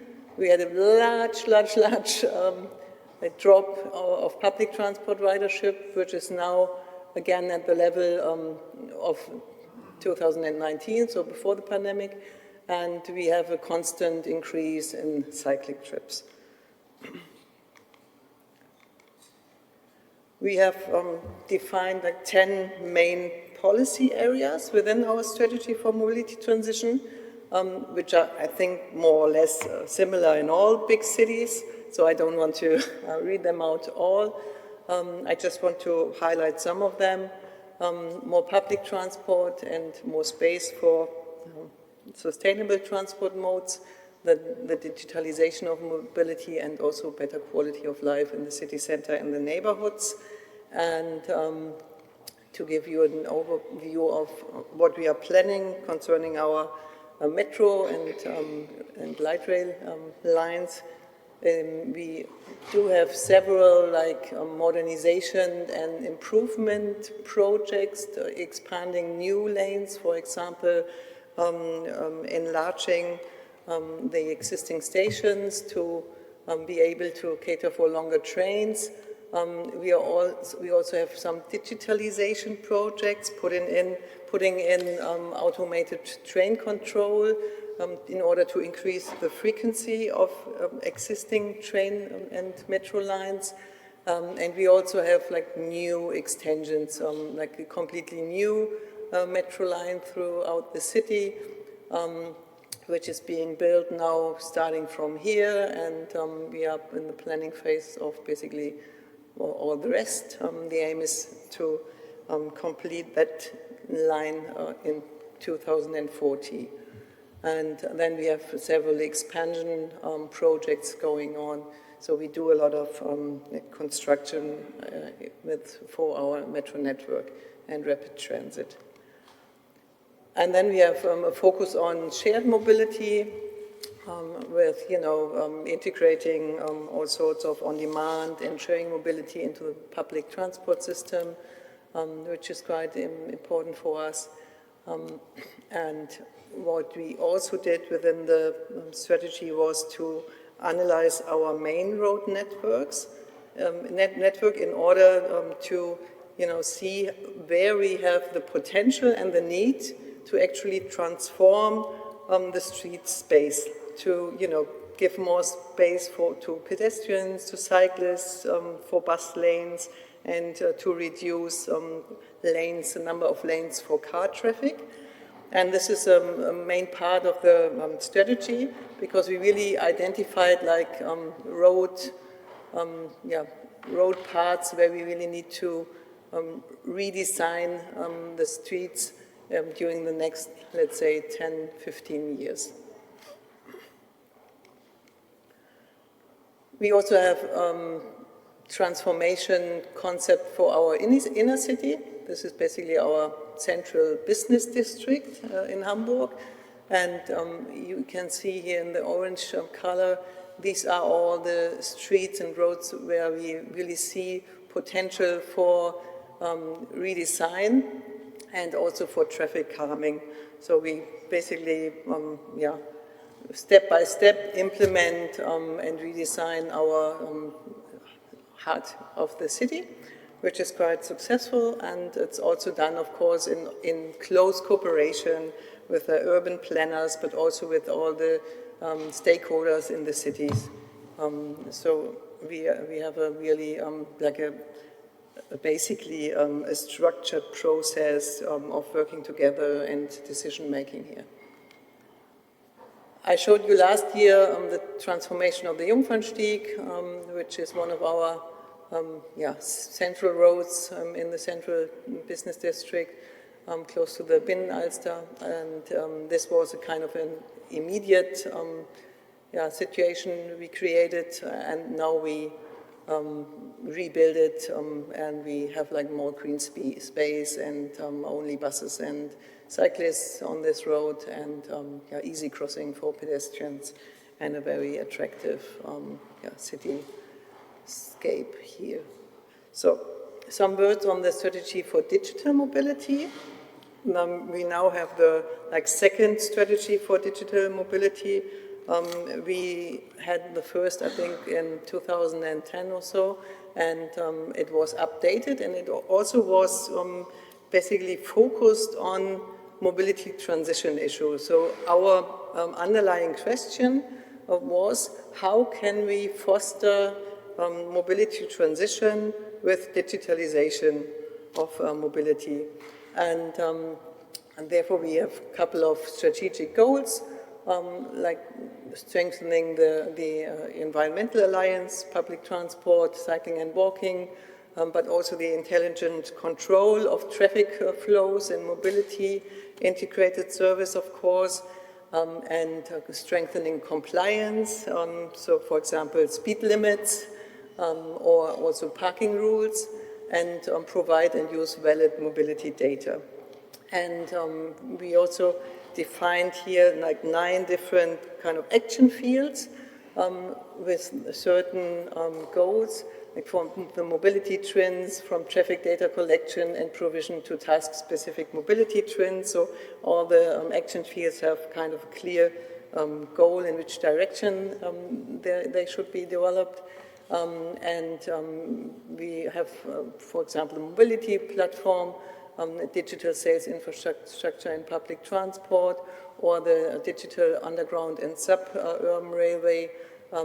We come from feasibility studies and now basically roll out the automation of the transport, of the rail transport within our system. So this is very clear structured, and we also have a kind of a strategy to implement the measures, where we closely work together with all the entities that are responsible for different tasks. For example, for the traffic lights in Hamburg, we have an own agency. We work very close with them. We work very close with our public transport companies, of course, and different other public entities relevant for their action fields. And we also, and which is, I think, really helpful, we have a clear project management. We have a project management office, which is basically organizing all the meetings for the action groups, and which is also implementing and monitoring the measures taken, and is reporting to us, on how the measures are implemented, and if funding and implementation is in plan. So that's quite a good structure, and it's also a structure that incorporates not only the public sector but also the private sector. So the cross-sector cooperation from our point of view is very important, just to bring things forward. Yeah, another action field is the whole field of traffic management, where we worked basically on a dashboard for transport traffic management, where all the operating units from public transport operators, but also from our police department, can access the same information and platform, and they can also share the information on road blockages, on accidents, and on measures they can take, for example, to adapt the signaling of traffic lights. They can all exchange it via this platform, and we also develop this platform as a whole mobility management system during the next years. Very important for Germany is the Deutschland ticket. This is one ticket, with the ticket you can use the public transport, the regional public transport throughout Germany with just the same ticket. It is really a success story, and we also combined it with the clear vision that it's only sold digitally. So most of the tickets are sold digitally. We are now working on a common shared platform, so a mobility app for the regions of Hamburg and Berlin, which from our point of view is very important, because at the moment it's all still very fragmented. Each region has its own app, and during the last years it wasn't able to have a common platform and app approach, but now we are working very hard on it, and I'm pretty optimistic, Johannes, that we will gain another level in the next years, because this is very important, because it also costs a lot of money to develop these platforms and apps, and to maintain it. Yeah, so also within the regional traffic area, with the Deutschland ticket, we basically abandoned all the other tickets. So we are now reforming also our single ticket system. So this was really a big step for public transport and user friendliness from my point of view. We are working hard on implementing autonomous driving for public transport.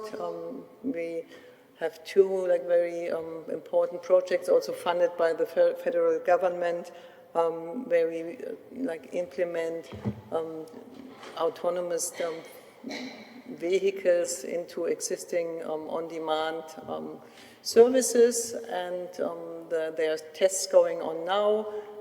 We are soon starting to operate with a user group, and then we want to have that service in place by 2027. It's still quite expensive, and it's still very difficult to get the vehicles actually.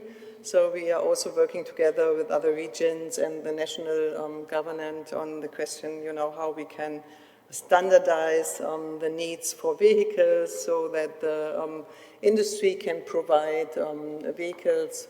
And it's for us, it's very important here to cooperate throughout, basically cross-sectoral.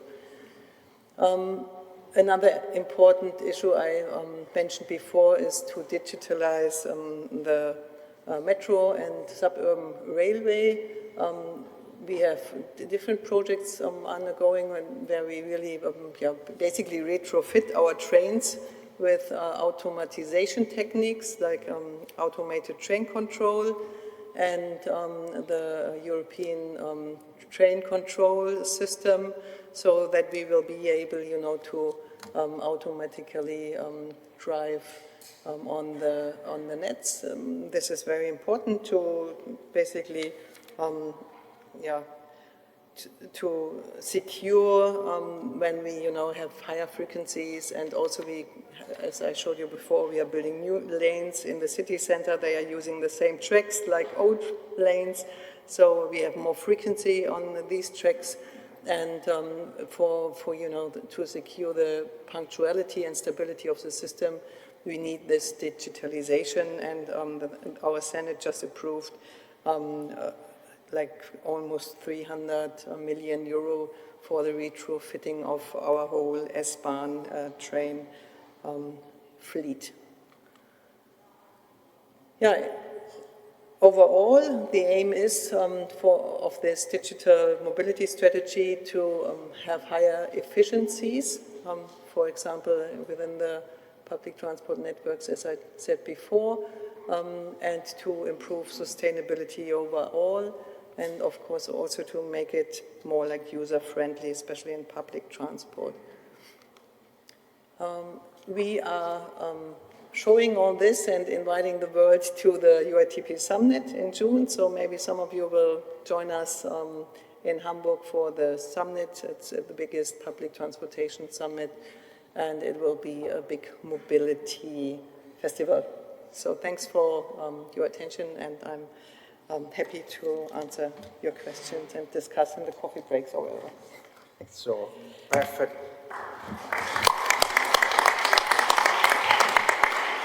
Thank you very much for this comprehensive presentation that was kept within the time limits. That's fantastic. And I have some questions, but as the others, I will leave at the end of the period, of the session. So now we have the Dublin case. Dublin case, yes. I give the floor to Brendan O'Brien, that is the City Council, from Dublin City Council, that is the responsible for Environment and Transportation Department, and he will show something really interesting in terms of public awareness, I think. Thank you, Brendan, for your presence. Thank you, Fabio, and thanks for the invitation to present. So I had kind of called this our presentation, our city centre transport plan, but I suppose actually what I was saying is, or what happened after I presented on it in Madrid in 2024. So as our Councillor Janet said, we have plenty of strategies, plenty of plans, and this is probably, so the last time I was presenting on, I suppose, what we hope to do, and now I'm going to talk about some of the things we have actually done, hopefully to counter the suggestion we never implement any plans. So our city centre transport strategy really is, I suppose, in essence about reshaping the city centre. In common with most cities, it's to remove some of the car traffic out of it, make some space for public transport, for walking, for cycling, and I suppose the levers that we chose to use in this particular plan was to actually, rather than start with a whole series of very big, costly capital projects, we actually started with the concept of actually putting in place some traffic management changes to allow us some space to work in then subsequently. And this derives from our city development plan. So as Janet said quite correctly, we don't have a sump in Dublin yet, so it's one of the things we will have to put in place. But around that, what we have is our Dublin City Development Plan, which is a 6-year strategy, like every city authority has to make it every 6 years. That looks at the whole entirety of the city and the entirety of the services that we deliver in the city. And as part of that, our elected members, wanted us to, increase public transport, virtually double cycling, increase walking, and make a substantial reduction in cars. And that reduction is quite substantial. It's about 40% is the target that they set us to achieve. And it kind of built on a previous strategy, but this one is far more ambitious, I suppose. And the area of Dublin that we're talking about is really the area inside here. So this is our kind of, I suppose, central business district. This is the very core city centre area here. So what we looked at within this core area, what we're trying to do is we're trying to build a cycle network. We have a whole public transport bus network to redesign, to put into this area as well. And we also have a rail network with building our much long-awaited metro, hopefully starting next year. So those combinations of different projects in the same basic road space really, allowed us to say, well, about 60% of the traffic is through traffic in this area, so therefore we need to think about how we can remove it. And the overall city centre plan, the idea was we'd reduce about 60% of the car traffic in the city, allow us more frequent, reliable public transport, reduce emissions, and so on. So our first kind of interventions, which we took place last August, is along the city quays. So this is Dublin here at night time, and these are the south and north quays and the River Liffey in between. And very often we describe this as our watery motorway, so 3 lanes either side of a river, and right in the heart of the city. And so what we decided, or what we were going to do as the first measure, was to convert these north and south quays to being just bus and be doing public transport and cycling only. And to give you some idea of where that sections are, this is O'Connell Street, and it's not that we removed all the traffic. This was actually taken during COVID when there was nobody on the street, so it acts as a good demonstrator. So these are the areas here where these were the 2 main links through and into the city, and also they were the 2 main links, or used to be the 2 main links to and from the port to the motorway network. So they were quite strategically important. And also, anybody who lived outside Dublin only knew how to get to the centre of Dublin by driving along the quays. So that was, because it's relatively easy, find the river and just drive along it and you'll come to Dublin. So a lot of what we were trying to do with this was to actually almost relearn people's minds. So this was no longer the default method of arriving in Dublin. And when we did the consultation, we had a lot of people in favour, and of the idea of giving more road space, of the idea of removing traffic. We had even people who normally travel by private vehicles, even they kind of said, the majority of them said, yes, we do think this would be a good idea. We also had, and this is something that comes up from time to time still, that we're leaving behind the elderly when we make these changes, but if you look, even within the 70 plus years of age, 78% of people still agreed that these were good measures. All of you are probably quite aware that once we do these kind of measures, no matter what way we try and get it out to the public, what comes out in the newspapers is cars banned, rather than, the more, that we're opening up the space for different uses. So that was typical of what we were getting. However, we had a lot of support from our city councillors, so thanks, Janet. So they they went out and saved us having to organise public meetings by doing that themselves, and took all the complaints from the public and so on. So as we started to go through, so I suppose post-Madrid last year, as we started to work through these, so this is an aerial view of Dublin, this is the Liffey that we're talking about, and the idea really is that you can no longer drive along here to get down here. These have become public transport only corridors. And so the first thing that really we got a lot of opposition from, we have a very big company here who delivers to the port here to go worldwide, and they use these things, which are big Guinness tankers. So the future of Guinness in Ireland was a threat by this measure, so we spent a lot of time trying to work out how that could be accommodated, and even the Guinness pensioners said that this would be disaster. Their pensions would suffer if we put this in place. So anyway, this is what was going on. So as I said, we had a lot of engagement with them. And the reason we had a lot of engagement with them was that from the Guinness brewery here to the port, this is their route straight up and down the heart of the city. It's about 6 kilometres. This is the way we want them to do it, which is to go to the motorway. And we built a tunnel here to take all the trucks out of the city, so we wanted them to use it. And I suppose the problem from their point of view is that it's 28 kilometres rather than 6 kilometres, so this generated quite a bit of angst, I suppose. Then, as we started to move in, the inevitable kind of things started happening. We started getting,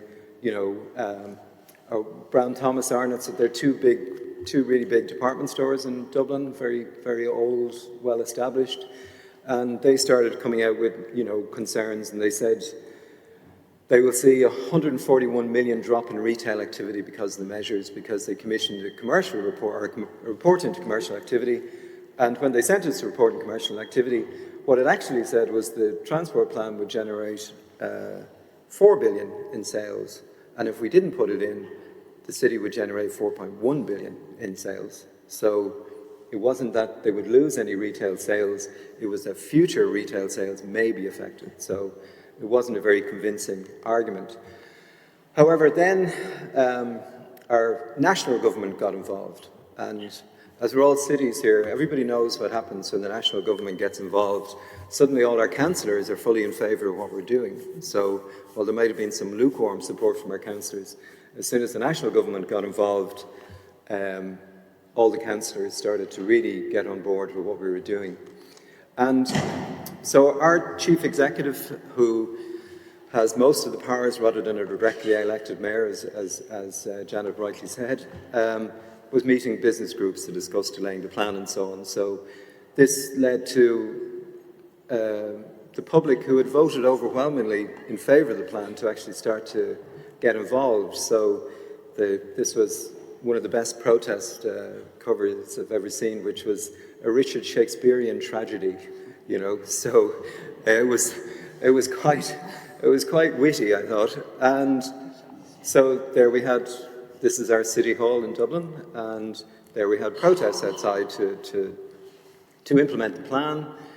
We also had people like this good person, I don't know him, he probably is a member of the Green Party with Janet, I'm not sure, but anyway, he protested outside Brown Thomas to also say that the transport plan is good for business and for Dublin.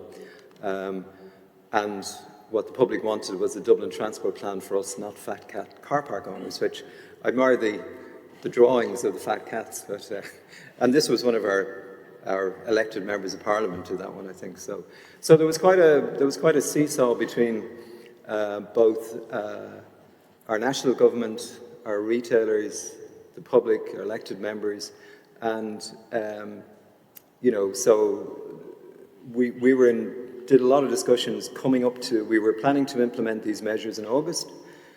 We'd planned to implement them in June, but it all got delayed by this, by what was going on. So our plan was to implement it in August, and which led to various different things, and even the Catholic Church got involved and said, this is the right plan for Dublin.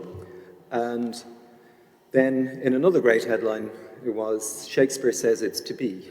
So this then gave the go-ahead to. So this is a picture of the quays before, and with quite a lot of traffic. A couple of COVID interventions that we had made, which we've kind of kept in place and so on, but you'll see the amount of buses, etc., on these particular quays and the amount of cars before the measures were put in place. So as a result of this, our Lord Mayor got out and apologised personally to every motorist that was driving down the quays. No, actually, this was a promotional video to tell people what was happening, but it just looks like he's apologising to everybody. And again, this is the sections that we were going to do. So building a two-way cycle path here beside it and starting to remove this through traffic in this area. And the measures were actually pretty basic. There were road markings, paint, etc. on both sides to clearly indicate to people that they could no longer use these routes. And we made the changes on the 28th of August, so I suppose the obvious question you might ask is, did it work? Did it change what looked like this to this? So yes, it did work. It worked quite successfully, so I'll just talk through some of the things that came out of that. But you can kind of see the resultant changes from removing this through traffic to really changing the whole nature of the quays, making it a lot quieter. So the city centre, the first thing a lot of people noticed was it suddenly became quite a lot quieter in there. And, just removing standing lines of cars who really didn't need to be in this area kind of made it quite good. We also started to see quite a lot of good publicity, people saying, we're really, this is really good, I won't use the car because it's so good. So it was all pretty positive. And then it was all going really well, everything worked fine, all that traffic disappeared. And then all the traffic came back. Like overnight, all those empty streets suddenly traffic again, right? And we all stared at it and said, why, So what actually happened was Google Maps had received numerous requests, and they think it was kind of orchestrated with bots and so on, from drivers telling them that the restrictions they were showing and the diversion routes they were showing were incorrect and that the quays were actually open. So what happened was people just saw on Google Maps that they could drive through this area, and they all started driving through the area, right? And this is what Google Maps should have told them if they wanted to go down here, because this is where the main area of restrictions were. And instead what it was doing was it was showing them this to actually drive through. And what they were driving through was something that looked like this, signage, people in yellow jackets, etc., etc. But because on their screen Google was telling them to go this way, about 80% of the traffic that had gone away came back. Now, we're not what Google calls a tier 1 city. Some of the cities here, like Berlin or Paris, probably are. So with Google, you have a ticketing system. You put in a ticket and you say, I want to change or I want something, So we, fortunately, have Google's European operation in Dublin. And so we managed to get hold of the executive or the chief executive of Google in Dublin, and they changed it within 24 hours. Otherwise, it would have stayed like this for about 3 weeks. And the problem was their algorithm was wrong. So basically, their algorithm was showing that there's all these requests coming in, which they allow people to put in, things are not right, etc., etc. And their algorithm didn't go and look and say, well, where did I find out about this change? Like, as in the local government had told us, so leave it in. And they actually changed it. So it's a measure of how powerful the mapping companies are with your changes in any city, that if you get them to do it right, and once they made the changes, everything reverted back to the way it was previously. So, this is a really crucial thing, and this, I suppose, gives one of the best real-life illustrations of what can happen when they go right, and then go wrong again, and then go right again. Anyway, the major changes was, massive reduction in cars, HGVs, etc., etc. Increase in cyclists on one of the quays, increase in the number of buses, so, basically adding in 10, 15,000 additional capacity over the day because of these measures. On the other side of the quays, for some reason, the cyclists went down, which we still are kind of puzzled by, but everything else looked the same. And again, the bus service went up. And one of the things I was saying that the North and South Quays used to be the main route from the motorway to the port, and as Janet was saying, in terms of 10T and so on, and connecting Ireland to Europe, and it's through the port. I mean, the port of Dublin does the most trade of any port in Ireland. It's where the vast majority of all the goods get shipped in and out. And, you know, in 2004, there was 1,600 of those 5-axle HGVs on this particular route. And through a combination of measures, including building a tunnel to take them off the motorway and so on, and this final one, they're now down to 2. So it goes from 1,600 to 2. So it's been quite a change from an environmental and from even a safety of cycling point of view. And this is what happened with the bus service. So buses, the change in journey time, the positive change in journey time was, you know, in the order of about 24, 25%. More importantly, from our own data from the buses, this is the journey time along the quays across the whole day is now flat, as opposed to what you would have seen these spikes during the peak times. So, so quite a range of really good, you know, data coming back to us showing that these measures have been quite successful, you know, and it cost us about 300,000. So we thought this is a pretty good expenditure, and what it now allows us to do is to start to work on some of the other streets that have been, if you like, taken away as traffic routes, and start to think about public realm improvements and so on. But I suppose you've all been thinking the whole time, what about Guinness, and how is it going to be exported to the world, and especially Britain being the chief way it gets out. So Guinness moved to the motorway. So after a long row, in fairness, we made up and we're quite friendly again, but they did decide that moving to the motorway was the right thing to do, which was the best outcome. So that's why the HGVs, which were only 90% of any HGV movements that were left on the quays were from Guinnesses. So removing those just took a huge swathe of vehicles out. And did it affect their business? Well, this is one of the headlines in England. They had to limit the number of Guinness pints you could have because demand was so high. The Guinness in Dublin was where all Guinness is made is in Dublin.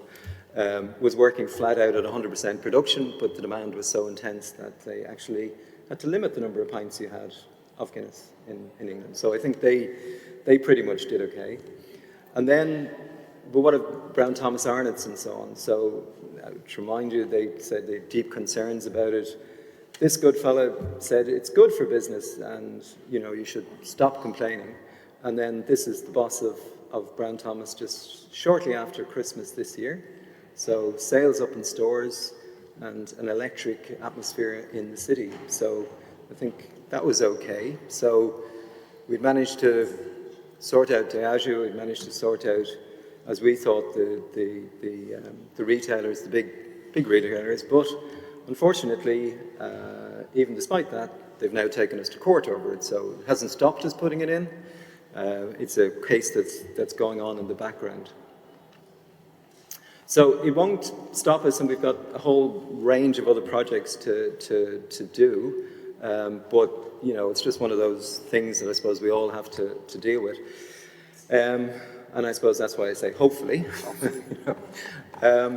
So we've these opportunities. This is just, even though it's called Parliament Street, this is actually the City Hall, where our elected members like Janet meet at the City Council, and our hope is, as you see, one of the benefits of this was that by removing a lot of traffic off the quays, which this connects to, there's a substantial reduction here. So hopefully in June we're going to pedestrianise this area, making it something like this, but probably not as nice as the artistic renders.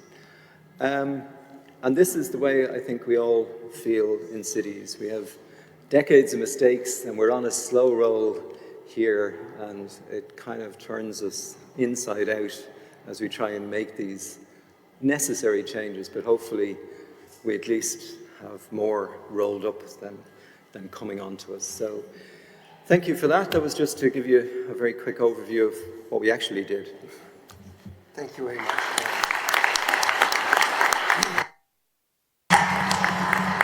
Thank you very much. we understand from your presentation that beer is not so much important. Second, that we should take care that the data come from official administration, not from people, generic people, probably. But it is another history. I have a question, but I remain at the end.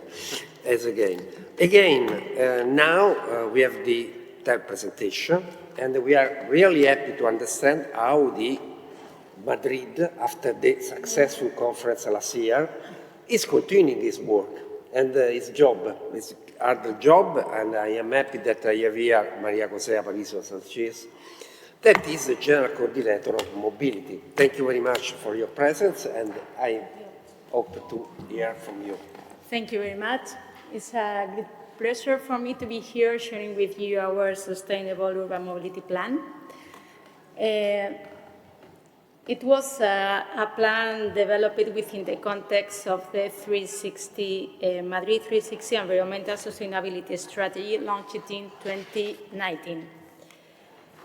This strategy is divided in 3 scopes: city administration and mobility, with more than 280 initiatives, most of them completed, and now we are working in the review of this strategy with 316 new measures.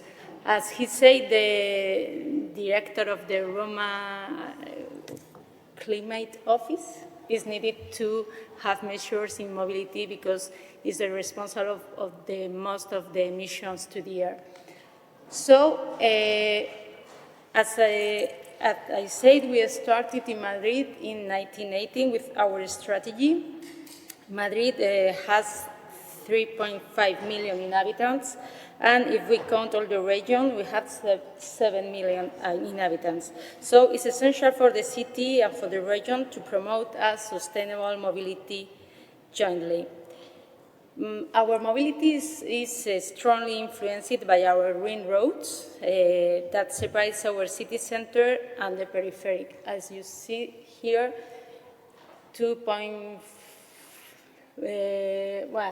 I'm not so strong with the numbers. 2.45 million inhabitants living in the periphery in Spain. So in 2022, the SAM was approved with 4 main objectives. The safety. It was needed to improve quality of transport, infrastructures, and service to guarantee safely. The last year, we had 26 fatalities in death in the roads in Madrid, the same number that the year before. We are not so bad, but we are working hard to zero victims in the roads, in traffic fatalities. The second objective is the well-being, promoting healthy mobility, the active mobility. The third, the sustainability, inducing the inclusive and accessible transport, and the efficiency, improving the quality of the transport infrastructures and service in order to guarantee efficient and mobility options. Our SAM is structured into strategic measures. The first one, as in all our countries, the public transport. We need more public transport, clean public transport, cheap public transport, and efficient public transport. We are working in the infrastructures. We are working in buses with traffic light priority. These buses are faster than the private vehicles, and that is important for the citizens. Or we have a pilot in buses on demand that, for the instant, is very successful. But regarding their quality, one of the most relevant will be to cleaner vehicles and multimodality. So we will now have a look of some of these measures.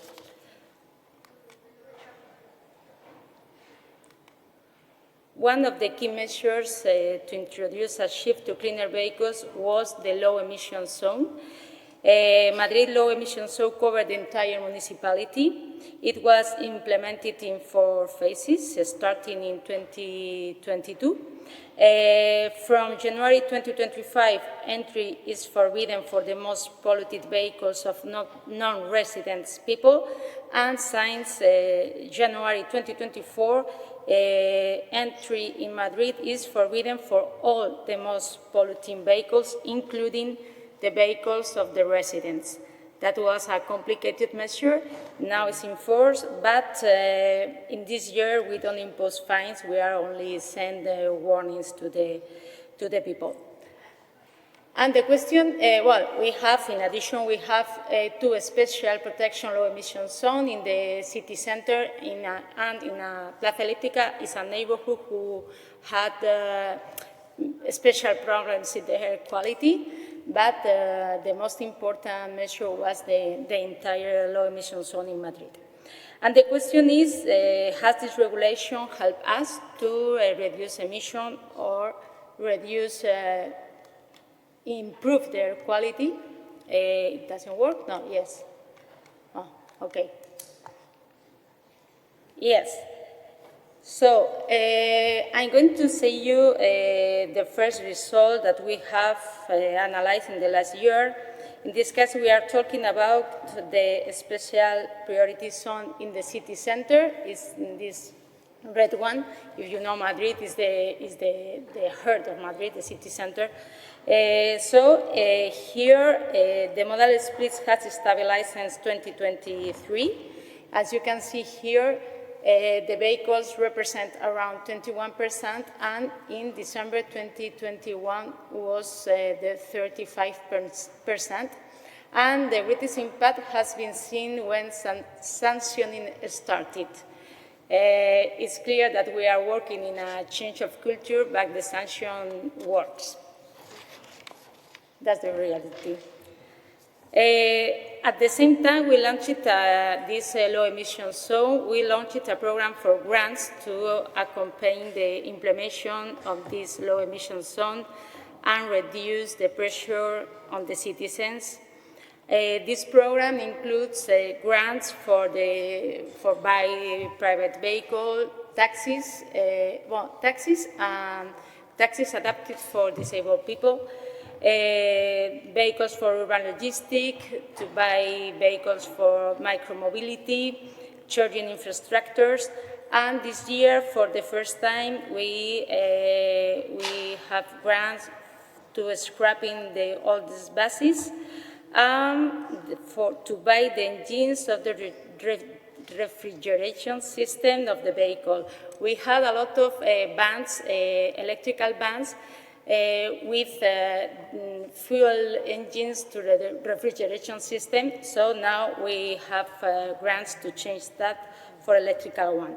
The budget in total since 2020 is 115 million euros.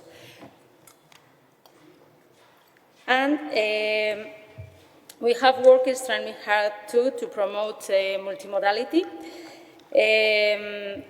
We are working facilitating the implementation of the car sharing system. Madrid is a good city for car sharing because we have no requirements to this kind of enterprises, and they can park the vehicles free in the city center and all around the city.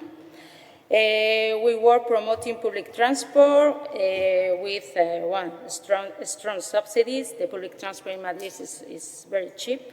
The infrastructure improvement, the fleet renewal. We are promoting cycling with a public bike system, parkings.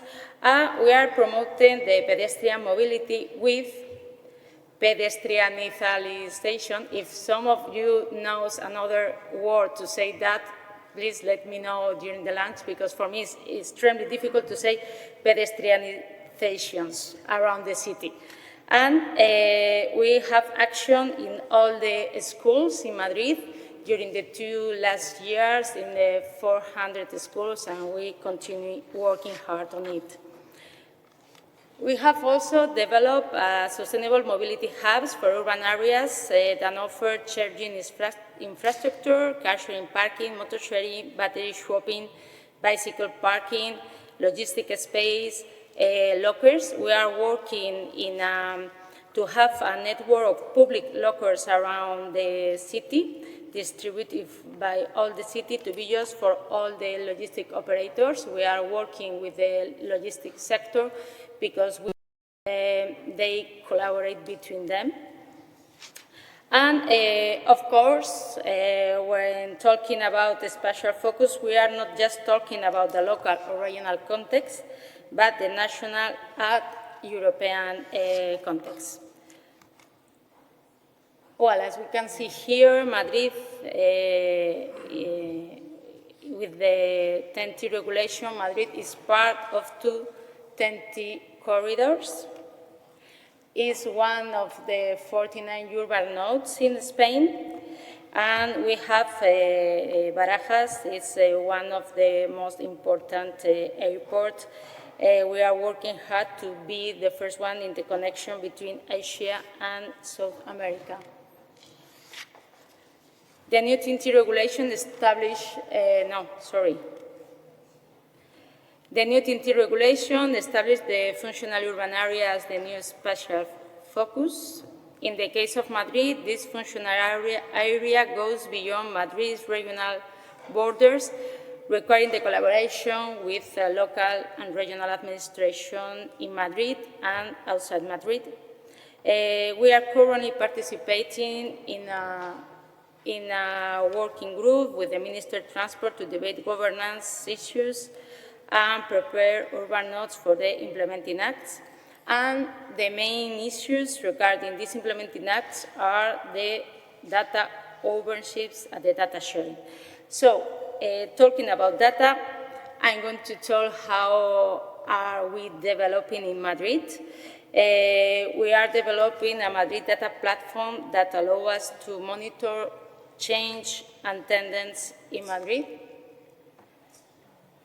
It incorporates mobile phone data, 60 permanent traffic measurement stations, 120 permanent traffic measurement with IA, or artificial intelligent cameras. Well, we have a lot of cameras all around the city, and external data with Metro, Bicimat, data from buses. And with all this data, we elaborate a weekly and monthly report. We know who moves in Madrid and how. This is belong of one day in Madrid. We have 40 million movement, and you can see there the active mobility and the movement in private vehicle is high. We are working on it. One of the major improvements introduced in our system have been the improvement of our permanent station using artificial intelligence.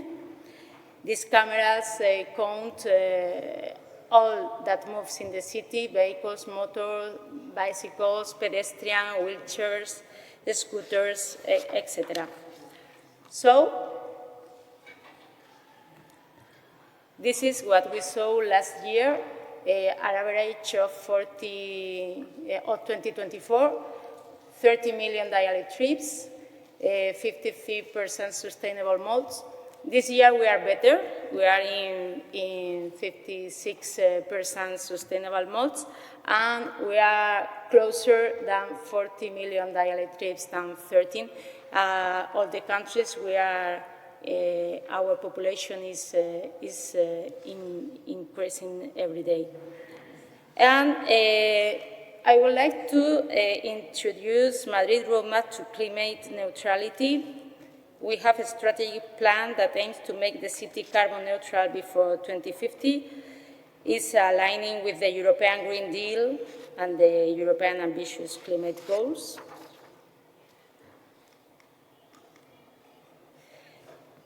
This roadmap to climate neutrality have the same key objectives: to reduce greenhouse gas emissions, enhance energy efficiency, promote circular economy, etc.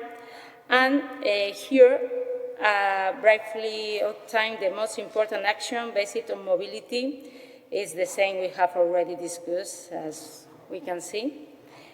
The sustainable mobility, the extension of the low emission zone, active mobility, etc., etc., etc. So,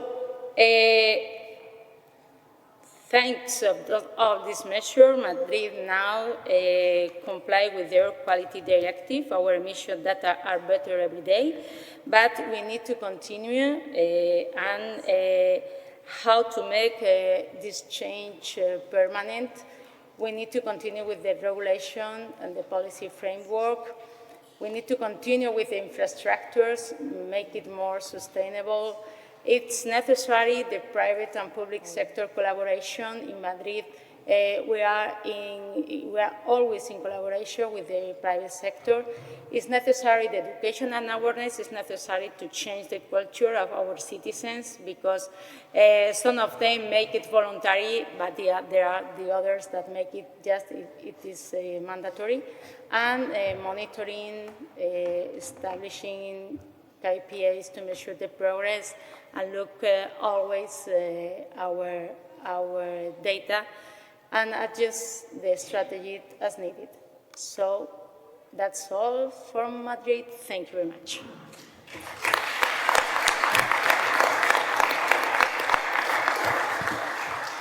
Thank you very much, Maria José. You prepared the ground for discussion on LEDs, ULEDs, applets, and so on. And also on the monitoring the plan. That's quite interesting. I will come to you with the question if I have time. Anyway, for the moment, thank you very much for your presentation. And I will pass to my, I will pass the floor to my former colleagues, Imola and Chiara. Thank you very much. Imola Mazzocco from the Department of Mobility or Rome Mobility Department, and Chiara Di Maio from Mobility Agency. Thank you very much for your presentation. Thank you. Yes, we are sharing a presentation, but it doesn't mean it will be a double time for you, as we want to go quickly to the next step. So the SAMP in Rome, as Mr. Patanè has already described, we are quite a large city and quite a large metropolitan area. So planning mobility is not that easy, and also planning and implementing new mass rapid transport infrastructures is not an easy task for us. In general, we have predominance of private traffic with issues on car accidents, with hours lost in traffic, environmental issues, and of course we have a modal share that is basically based on private means of transport. Hopefully, a SAMP in Rome was approved in 2022, and in December 2024, a SAMP was approved also for the metropolitan city of Rome. That makes things smoother for the future implementation and planning of new infrastructures. The idea is to rebalance, of course, compared to the reference situation, which is strongly in favor of private traffic, towards sustainable modes in the medium-long term.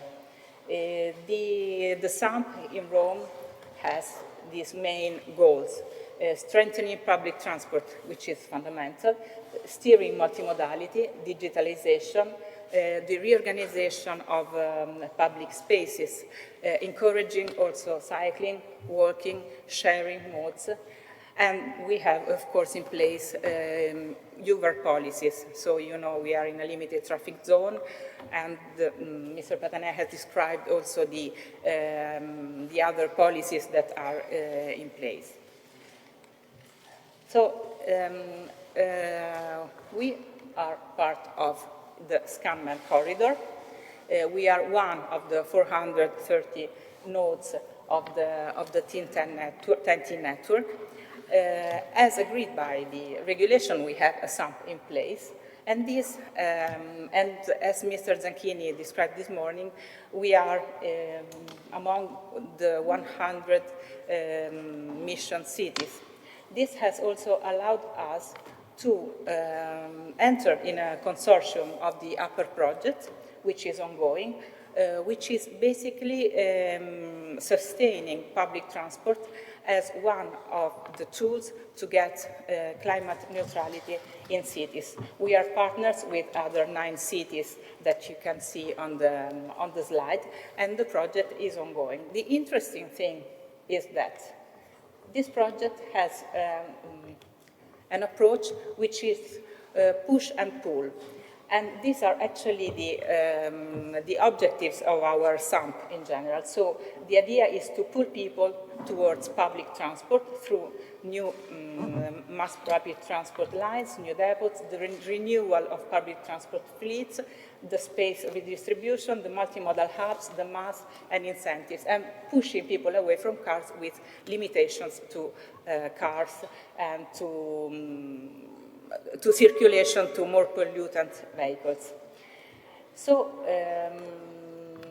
this approach is implemented is being implemented in Rome, and now I leave the floor to Imola from the Mobility Department that will talk about infrastructures that are being under construction now.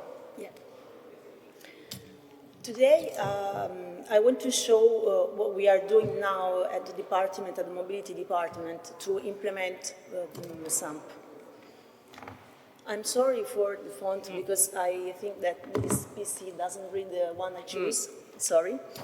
And I want to show you now the actual tramway network in blue color that maybe you can see because it's lost in the extension of our territory. And now I want to show what we will be, okay, in the midterm, next 5-10 years.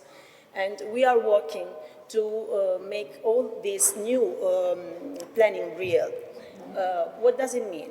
124 kilometers of new tramways, 71 kilometers of which are already planned and 32 are financed, and also 121 new trams to reinforce the existing fleet and serve the new lines.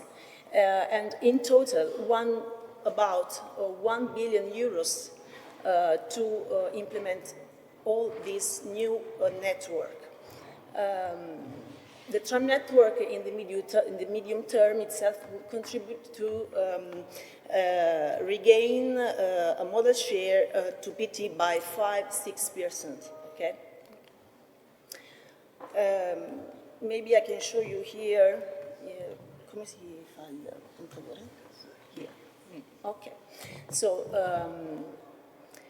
at the moment, we have entrusted this line, which is the Termini Vaticano Aurelio, that will connect the north-western part of Rome to the center, to Termini Station. And we are working on this other line. This is the Togliatti tramway, which will connect the north part to the south part of the eastern area of our territory. So 8 kilometers of new tramway line here, and other 6 kilometers on the other part.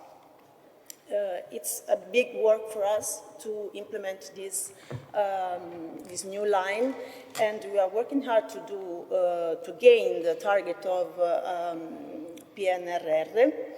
And now I want to show you just an image of Togliatti 1 because, oops, sorry. Because here the building site is underway, and work started on September, and they have to finish on June 2026. This is a render of new tram convoys, because new tramways means new tram convoys, 121, but above all, new depots, okay?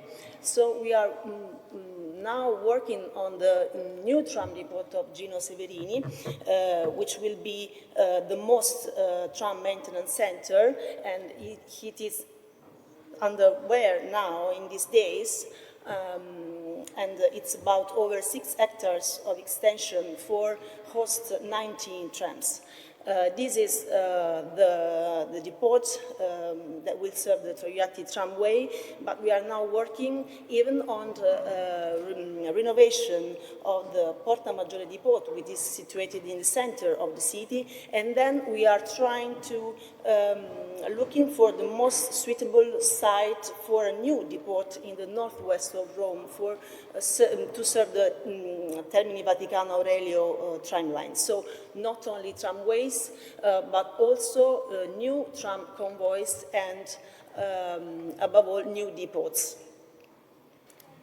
And what about road transport? The Rome bus fleet has an average age of 9 years, with most of the buses procured about 20 years ago, and Rome aims to reduce both the impact and the average age of the entire bus fleet to 5 years by procuring also LEV and ZEV bus according to the 2023-2026 fleet renewal plan. And at the end of this renovation, Rome's bus fleet will be among the youngest in Europe. Okay, so the renewal of the fleet means, in the meanwhile, adaptation of depots and even new PT service scheduling. So we are working on the whole strategy, and here you can see all the depots spread all over the city. And we are not only work on the location of depots, but also about special facilities, especially for the electric bus, because we will have 411 new electric buses in June 2026, and we have to locate them in specific depots with the special recharging facility. I want to show you one of them, maybe the most important one, which is the Tuscolana depot, because this is a building listed in the by the government about its historical importance. It is about an industrial archaeology building, and it is located in the center of the city to make an interesting strategy about service efficiency in relation to battery charging. So this will be not only about transport innovation, but also an opportunity of regeneration because of its historical value and because of its location in the heart of the city. Then with this depot, we want to restore it and return it to the city. To implement SAMP, we also need to increase the infrastructure related to the soft mobility. Mr. Patanè already said something about the grab. This is the ring of the grab that will be maybe the most important soft mobility infrastructure we will have, but we have also other tracks to connect the grab with other network of the city. It's about 50 kilometers of new cycle paths divided into 6 lots. While we are here talking about this, is being completed one of the most important tracks about the first lot, lot because it's a tract next to the Colosseo. Now I can show you some pictures made some days ago of this work, which is almost completed. You need some paint the cycle path, okay, but it's almost completed. And this is always to show how infrastructure and transport can be an opportunity to regeneration and urban quality, okay, especially for Rome. And now just some few words about mass rapid transport, because this is the sump of the metropolitan city. Now you can see how the subway line will be implemented and will be improved by the aims of the plan. And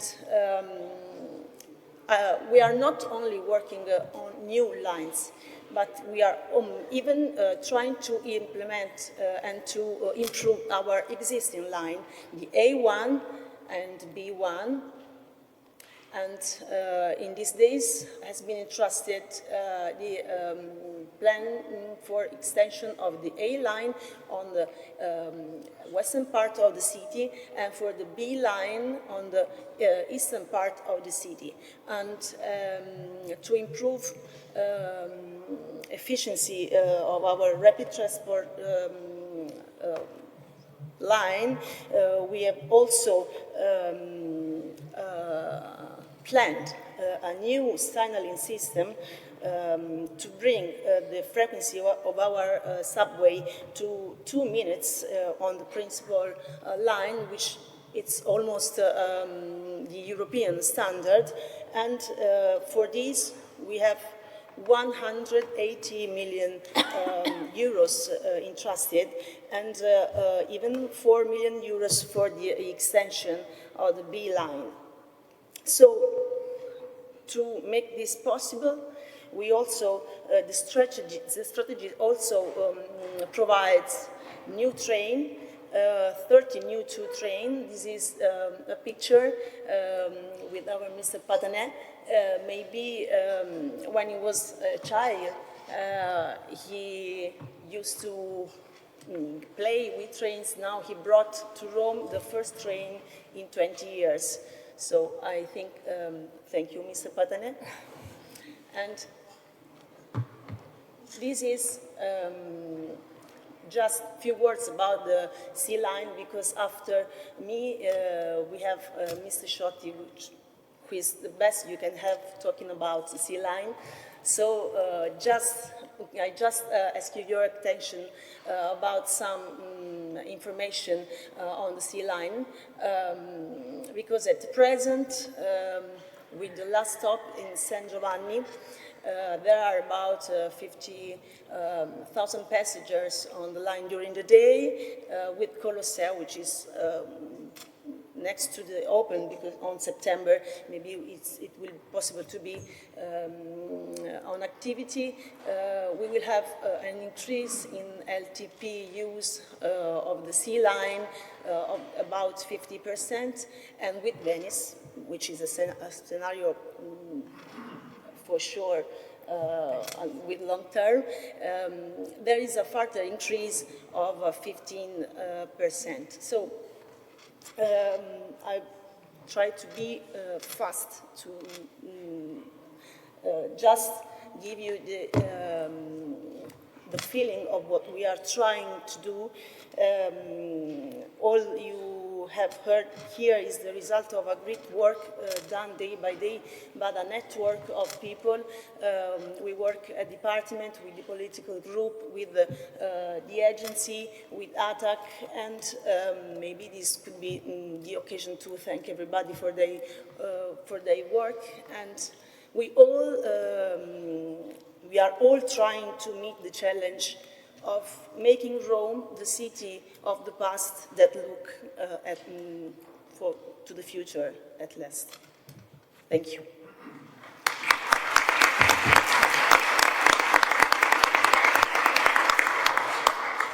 Thank you very much, Imola and Chiara. I am really happy to see that since I was leaving my company, the SAMP is becoming a reality, is going towards a reality. So probably I was the problem. No, I am joking. Thank you very much. Thank you very much to my speakers. I haven't used my 3 minutes paper, so thanks, compliments for this. You respect perfectly the timing, and I have to note that all the cities on the floor are in line with the SAMP obligation to be ready with the SAMP, the obligation 10T regulation to be ready with the SAMP within 2028. We are already on in line. Thanks a lot to the City of Impacts Association. Now I have just the first question. I open the question and I have the first one. Regarding I heard a lot regarding the traffic management platform, the monitoring in Madrid, the interface with Google. What about, and I know that also in Rome there is the new mobility city center, so absolutely I know also they are in line. What about the, I can say, the update of the directive, ITS directive that was becoming law in last end of last year, and what about the monitoring of the SAMP in general?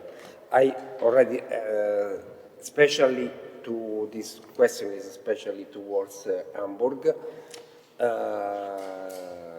Madrid, and also Berlin, but also if Rome want to speak, we'll be able to do that.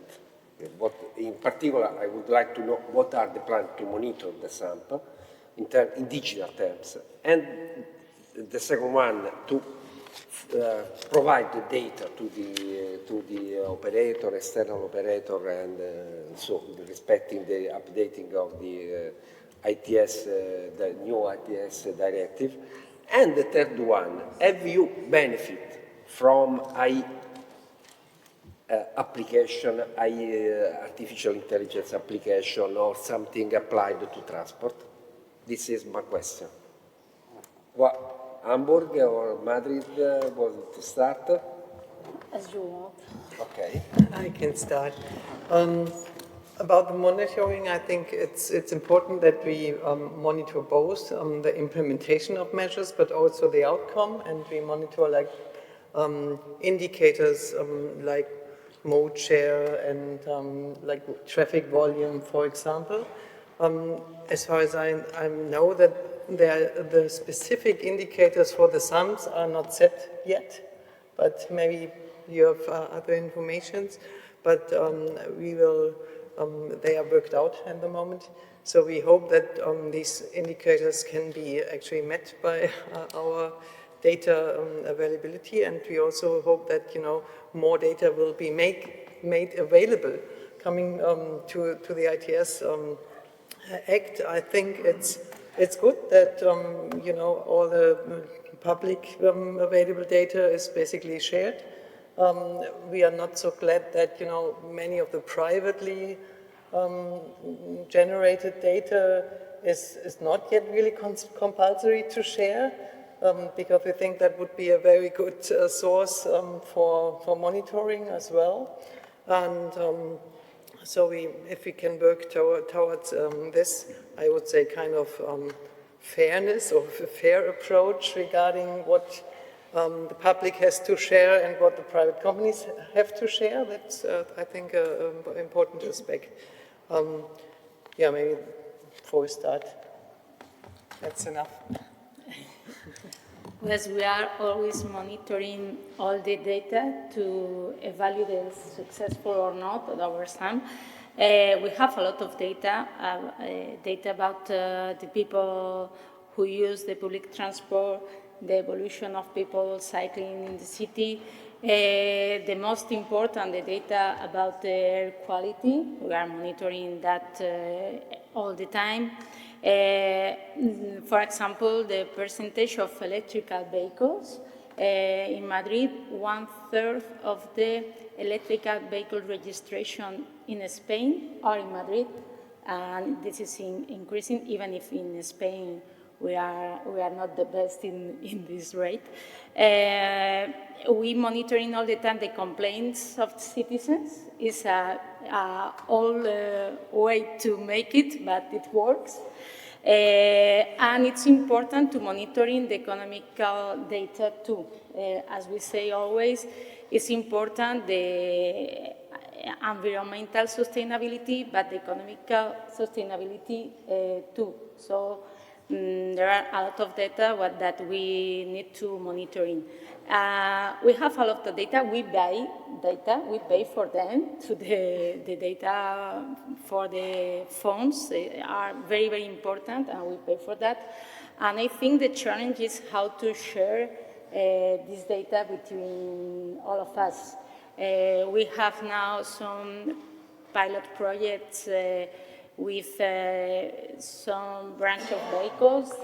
Their vehicles are talking to us now, but the real challenge is to share this data between administration, enterprises, citizens, etc.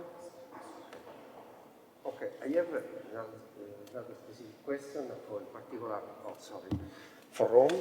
What is the application of the new electric bus and how we are dealing with the new bus? What is the application? What is the expectation regarding the new fleet of electric bus in particular?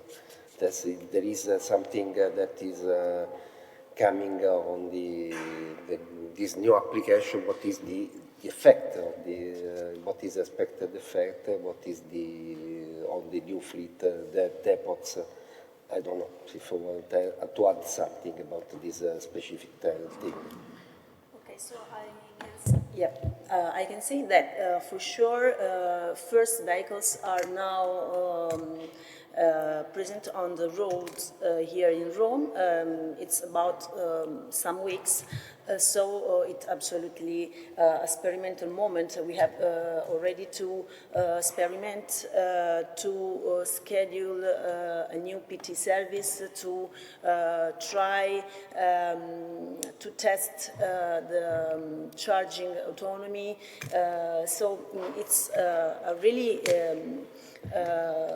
start phase, so we expect to renew the bus fleet to have low emissions for sure, and even to maybe try to move people to public transport, even because they are absolutely new, even fascinating for citizens. So we also hope in culture, impact, not only a transport impact of this new kind of public transport.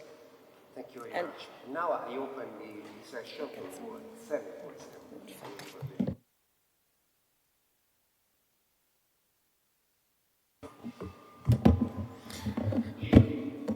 Burkhard is looking at me. Don't be afraid, Burkhard. After those inspiring presentations, I only have 3 short questions. Do you prefer, Fabio, both together or one by one? Okay.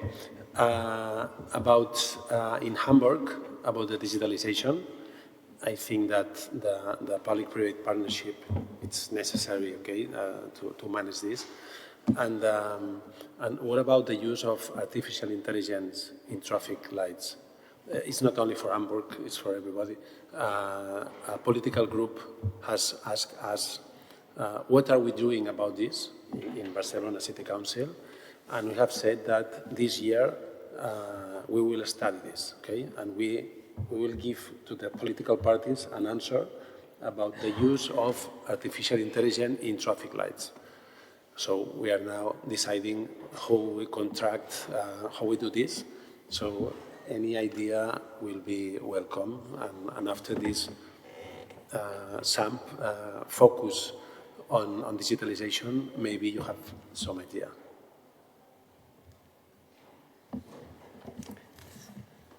Okay, maybe just to make this clear, I talked about digitalization a lot, but it's not our main focus of the SAMP. That's just one important pillar, like it's just one of 10 action fields. Yeah? KI and traffic signals is also a topic we are thinking about and considering, and also working together with the traffic light providers, Swarco and Siemens, for example. There are some pilots, but not yet a rollout kind of plan. So, yeah, I think an exchange would be interesting, because we don't have the answer to, the question you posed now.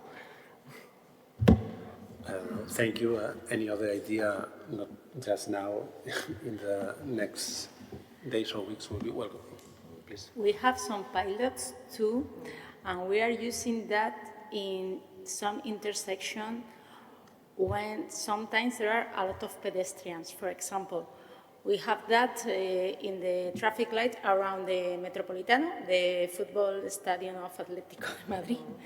And they change once all the pedestrian has passed the traffic light. We have some pilot like that. They count the pedestrian and they change they change the face just when all the pedestrian has finished to pass. Is the most clear one. We have someone around the city, but I think this is the most clear that it works perfectly, and it's very interesting in this kind of situation with a lot of pedestrians in one place. Thank you. We can contact them. The second one, Dublin. I understand that taxis are also forbidden in these roads, just beside, no? So taxis are allowed. Yeah, so taxis are allowed because under our legislation they're allowed to use most bus lanes, not all bus lanes, but most bus lanes. So they are, how should I put it? It was a pilot that was done in 1984, and it's continued on ever since, and we'd much prefer not to have the taxis in the bus lanes, but that became national legislation. So what has been a reduction, no, in the flow of taxis? Yeah. Well, there was actually a reduction, or some of them were reduced, but I suppose at the moment they're treated as part of, the public transport network. So they're allowed to use most, not all bus lanes. You can exclude them out of some, and I suppose one of the areas that we got a lot of pushback on these measures was really around disability. People with disabilities being excluded from the city because if they have disabled badges or whatever, they're not allowed to use these locations. But I suppose in turn, we can say they still can access these by taxi rather than, maybe not by private car, but they're not completely excluded. So there's a slight mixed bag in some of those measures. Thank you. We are now. Oh, excuse me. Yes. Well, just I put some information about Barcelona on the table. This summer we are going to forbid taxis in one way, in a two-way avenue in the city center. We are going to make exclusive only for buses, and of course we will have complaints from the taxis. And so I was interested in this. And we do have some locations where we did that. Like it's just that we have some locations which are bus only, not taxis. We can talk later. Yeah, we'll talk at lunch. Because Bukhard is looking anxious. And finally, I'm not sure I understood the design of Rome, of the solution in the cyclist infrastructure slide, because I think that most of the times, all of us, we make separate spaces for cyclists and pedestrians, but sometimes we need a shared space. We had in the city center, pedestrian streets and so on.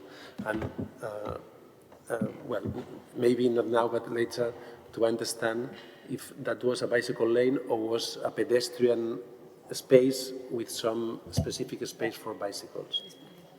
Yes, it is a reorganization of the space. That street you see is it's a very historical one. It's between Circo Massimo and Colosseum. That used to be a street dedicated basically to traffic with very narrow walk sides, and now the idea is to narrow the space for car traffic, enlarge the space for walking and for cycling.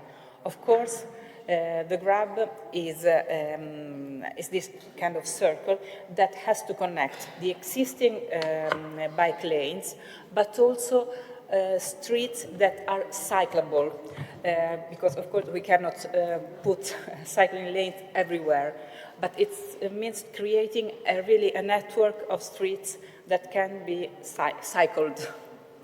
So that is a little part of that. Thank you very much, very interesting. Yesterday, returning to the hotel, walking, we walked by, I think, that street. Yeah. And we saw that working in the street. Yes, so it's nearby. Yeah, yes, working. it is. It will be interesting to know the design of this site. Yeah. Thank and you. also the interesting thing is also the pavement has been studied not to generate too much heat, and also new green is being put there. So it is in the framework of the climate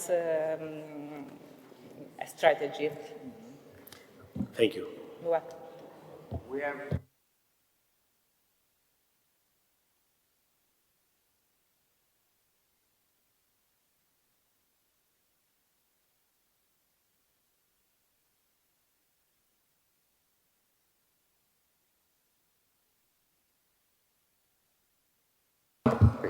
Please, I'll be quick.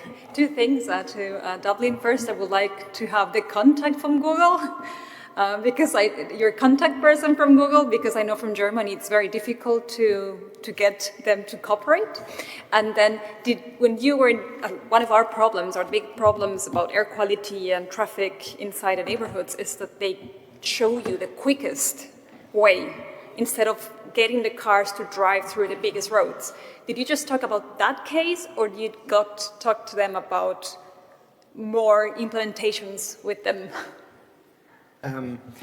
I suppose, yes, we've talked to them about different strategies. Okay, so the one that I was specifically referring to was quite a disaster for us, and it just happened that we managed to make contact with somebody sufficiently high up, because it was done in California and all kinds of things had to happen, and it took 24 hours to resolve, which was a nightmare for us. But we have discussed with them, and I'm sure other cities have, about their routing algorithms, where, you know, they have a very powerful routing algorithm where if they change the status of a street to either have restrictions or, you know, they don't call it not suitable, but they call it where you've got some restrictions.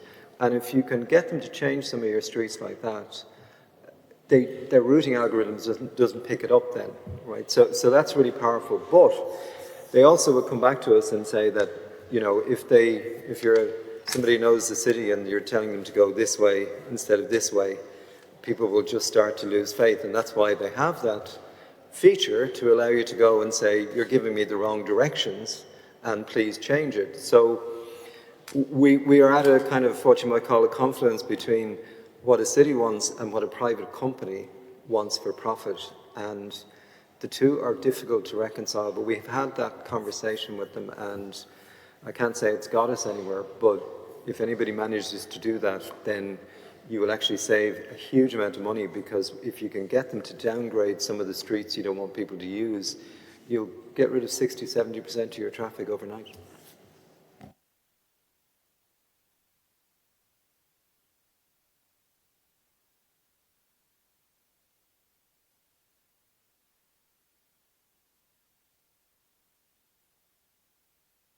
That will deal about the metro lines and especially about the visit of today, explaining the visit of today.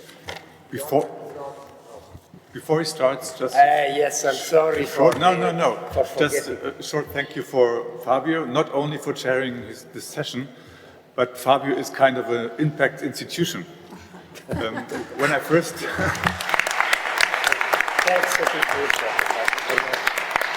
When I first got in contact with Impacts more than 15 years ago, still working for the Berlin Senate, he was already there. I think he's maybe even one of the founders of Impacts, I'm not quite sure. And he was always there, he was always very supportive, always willing to take a presentation and a chair of the session, and he's actually one of the important guys who made Impacts to that what Impact is now, as a really very, very interesting and great network for collaboration. And I think collaboration on the European level of cities is one of his most things that was always very important for him, and also for his contributions to Impact. So thanks once again. It's great to see you here and to have a personal farewell for this time for Impact. So thanks a lot. Thank you. You are embarrassing me.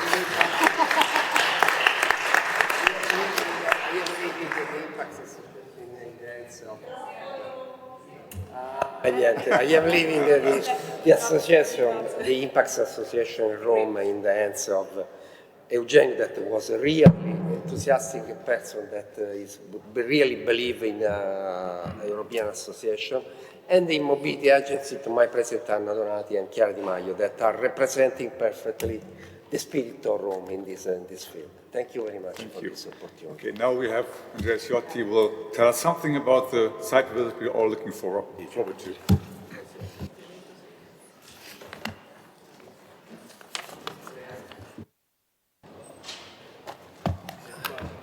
Lo so, anzi, mi ha lasciato accendere questo.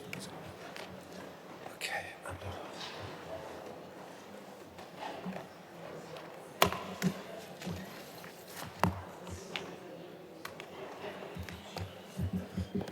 Okay, ladies and gentlemen, good morning.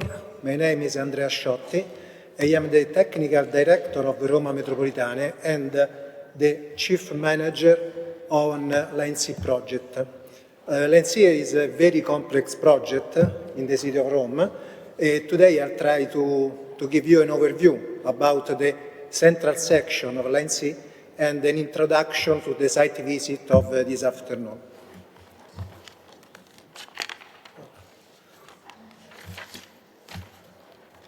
Line C is the third line of Rome's underground. It crosses the city from northwest to southeast for about 26 kilometers and 29 stations.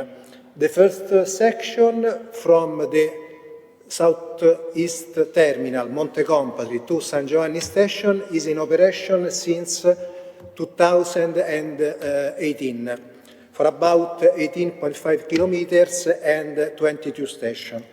The next section will go in operation is the T3 section that involves 2 stations at about 3 kilometers. The T3 section will go in operation in this year.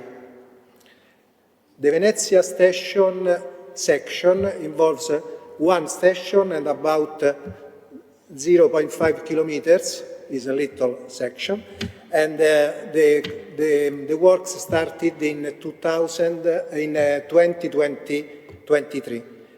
Construction sites of the last section for about 3.5 kilometers and other 4 stations will start in 2026. Funding bodies.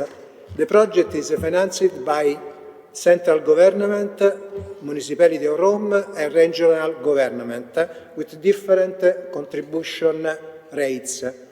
From Colosseo Station to Monte Compatri, the southeast terminal, about 21.5 kilometers and 24 stations, the contribution rates are state 75%, municipality of Rome 15%, regional government 10%. For the other 4 kilometers from northwest western terminal and the Venezia Station. The project is financed only by the central government. L'ENSI contract was assigned in 2006 to Metro C, which is a general contractor led by WeBuild, charged with the design, the construction, the work supervision, and the supply of rolling stock.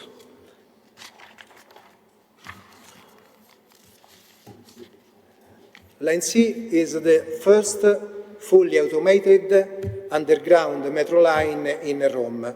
The trains are driverless with automated platform sliding doors, with increased station safety and improved service quality. An area of about 200,000 square meters, called the Deposit of Graniti, is used to house the complete rolling stock fleet, now 13 trains. At the end of the project, the trains will be 30, and in this area we carry out maintenance operation.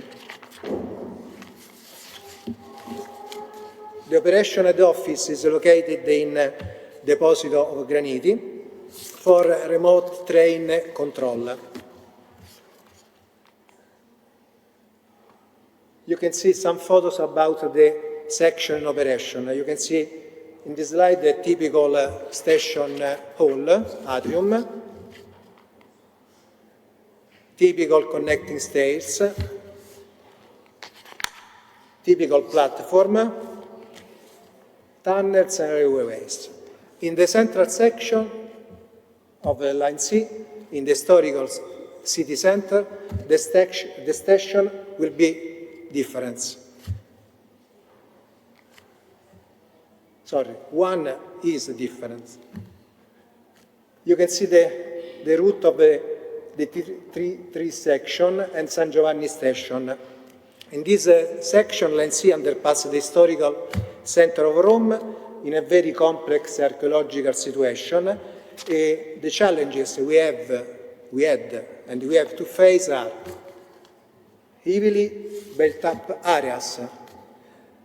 We have to manage where the location of the new station and of our construction site.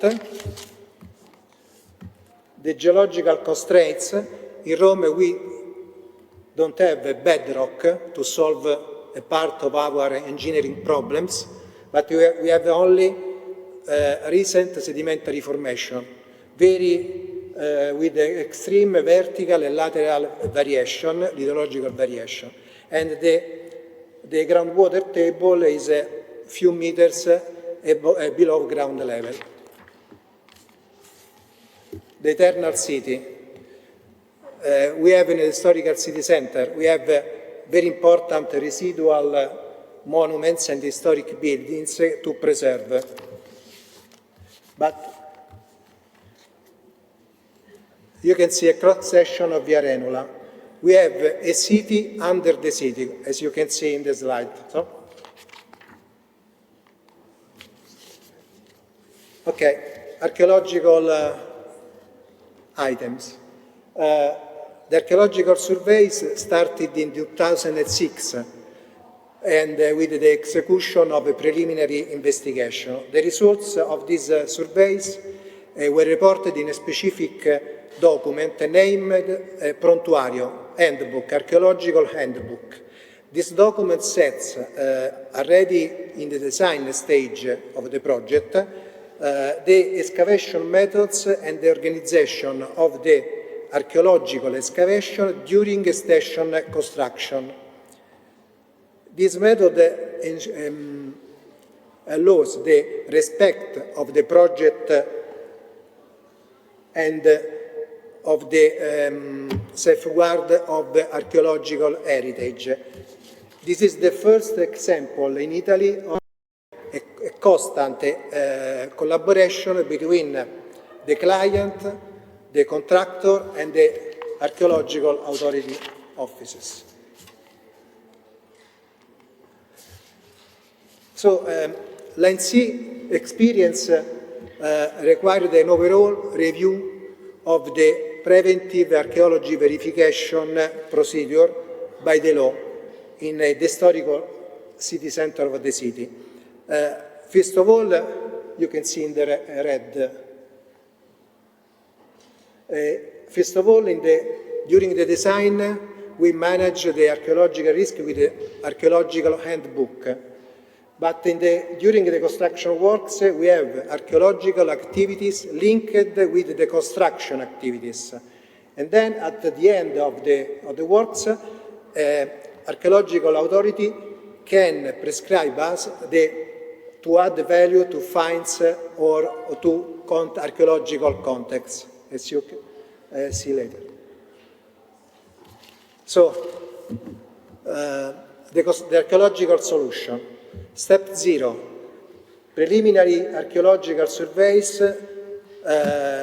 have to carry out to obtain authorization to execution of diaphragm wall of the station. Step 1, diaphragm wall execution. You can see this in the site visit. And then, thanks to the protection of the diaphragm walls, we are able to carry out an extensive archaeological excavation safely, no settlements, no water inflow, down to the virgin ground. You can see that in Rome the archaeological layer go down to 20 meters. In Venezia Station, the archaeological strata go down to 16 meters. And now the station in the central section. San Giovanni Station opened in 2018. You can see a photo of the archaeological excavation during the construction of the station. We realized the diaphragm wall and then started with the archaeological excavation.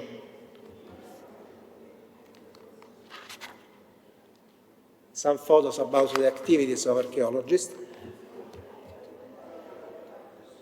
You can see a cross-section of the new San Giovanni station. The excavation of the station was an opportunity for the archaeologists because archaeological surveys don't reach a similar depth in urban areas.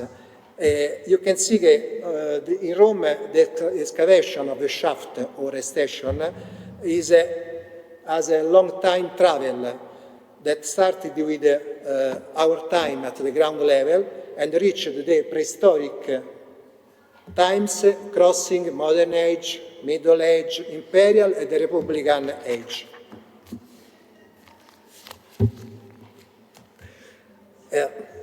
At the end of the archaeological excavation, the archaeological authority, requested to change station design in order to add value to the archaeological context. So Metro C, with the Roma Metropolitane supervision, designed and realized a permanent archaeological exhibition with the cooperation of University of Rome La Sapienza. This is the first museum station in Rome. These are, you can see on the left of the slide, lo stratigrafo. You can see the depth from the ground level, and on the right, there are the notice or the news of that historical age.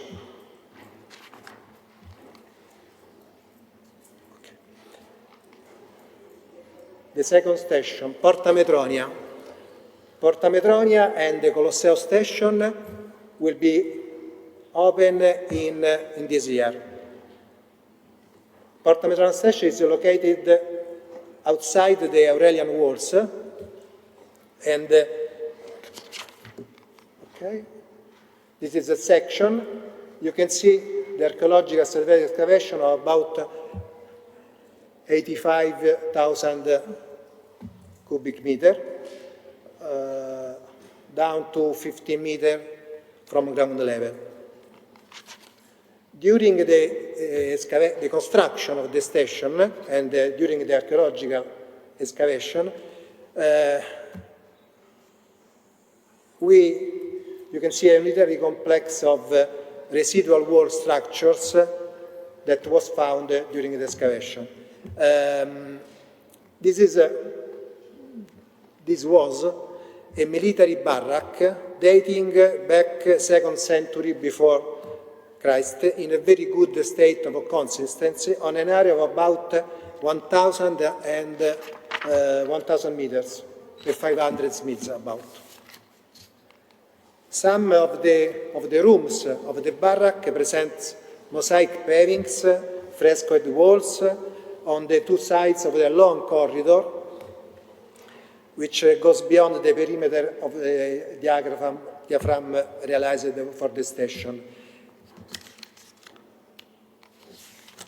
You can see a reconstruction of the archaeologists of the barrack.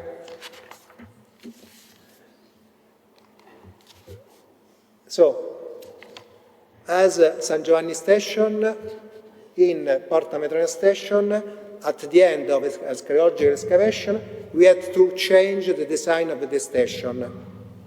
So, Metro C with Roma Metropolitane designed a new layout of Porta Metronia Station. But, okay, you can see the new layout. The design of the museum involves the creation at the atrium level of an archaeological area separate from the station area at the level of the hall. From a large external area, you can access to museum or to the station. Passengers will be able to see the ancient structures while they are going to the platform. This is a rendering, but now in the station the situation is similar. You can see how the remains are integrated inside the Porta Metronia station. The museum itinerary is characterized by a sky bridge on the left of the slide that runs over the ancient walls of the barrack. In the station atrium, there will be information and illustrative panels on the history of the barrack area. The findings relocation within the station has begun a few months ago. The museum's works will be completed next July. Colosseum Station. It is located along Via dei Fori Imperiali, and it is directly connected with the existing Colosseum Station Line B. This is the photo of the area. You can see on the right the construction sites 2 years ago. This is a plan of the atrium level. You can see on the right a shaft to connect the different level of the Line C station with the Line B station platform. You can see this is a view from the shaft. Okay? You can appreciate the distance from the Colosseum.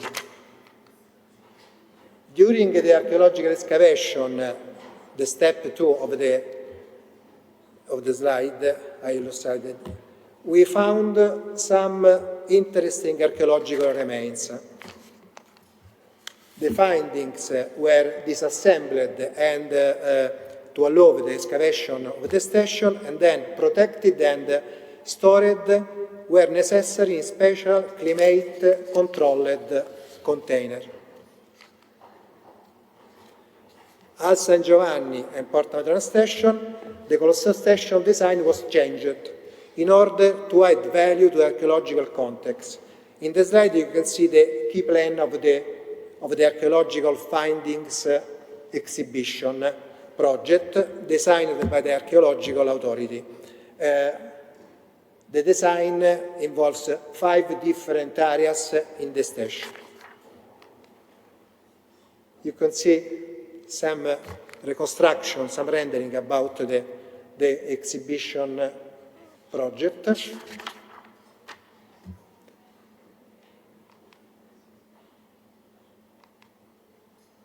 And now, last but not least, Venezia Station. At now under construction, is located in the square of the same name, in the center of the city, and in a key point for traffic and tourist flows management. Some data about Venezia Station. The first floor of the station will be directly connected with Vittoriano, Palazzo Venezia and Foro Romano for an unicum museum with the station itself. The station will have three entrances. The first one is located along Via dei Fori Imperiali, the second one near Palazzo Venezia, and the third near Vittoriano. The station consists of 6 underground levels, and the depth of the excavation is about 45 meters below the ground level. The platform level is located about 40 meters below the ground level. But the Venezia section is not only a station, but you can see in the slide that we have to excavate different tunnels with the traditional method, with the support of artificial ground freezing, nearby Vittoriano, Colonna Traiana e Basilica Urbia. The photo is about the archaeological preventive surveys carried out between 2006 and 2010 in Piazza Venezia. In the map, you can see the ancient structures of Roman age we found during the archaeological survey. We found the paving stone of the ancient Via Flaminia, ancient Taberne on the left, and the central room of the Hadrian Athenaeum, first example of a university in Roman age, in Madonna di Loreto Square. This is a reconstruction of the activities in Hadrian Athenaeum.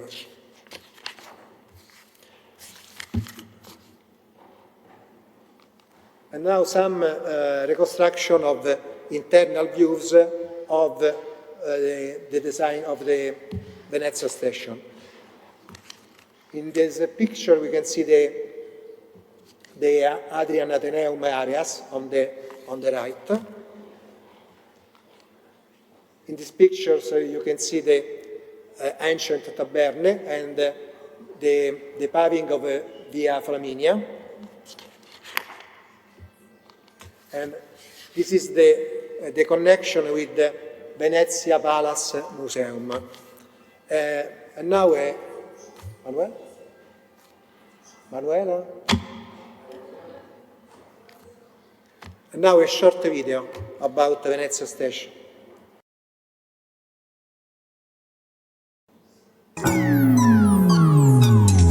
Venezia Station is the next phase of the construction of Line C of the Rome Metro. An engineering challenge that employs the most advanced technologies in the industry to combine culture, innovation and sustainability. The station will be 45 meters deep with 8 levels underground.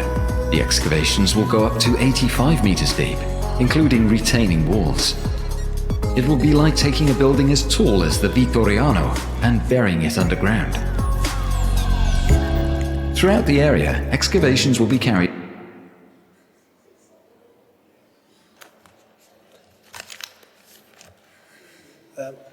Some photos about the current situation in the construction site. And the activities was started in 2023, in June, and now we are in the step 1 with the reference of the previous slide. In the site visit, we will see in operation the trench cutter machine with the hydromill customized for Metro C project for construction of station diaphragm wall. Okay? That's all. See you later in the visit. Thank you.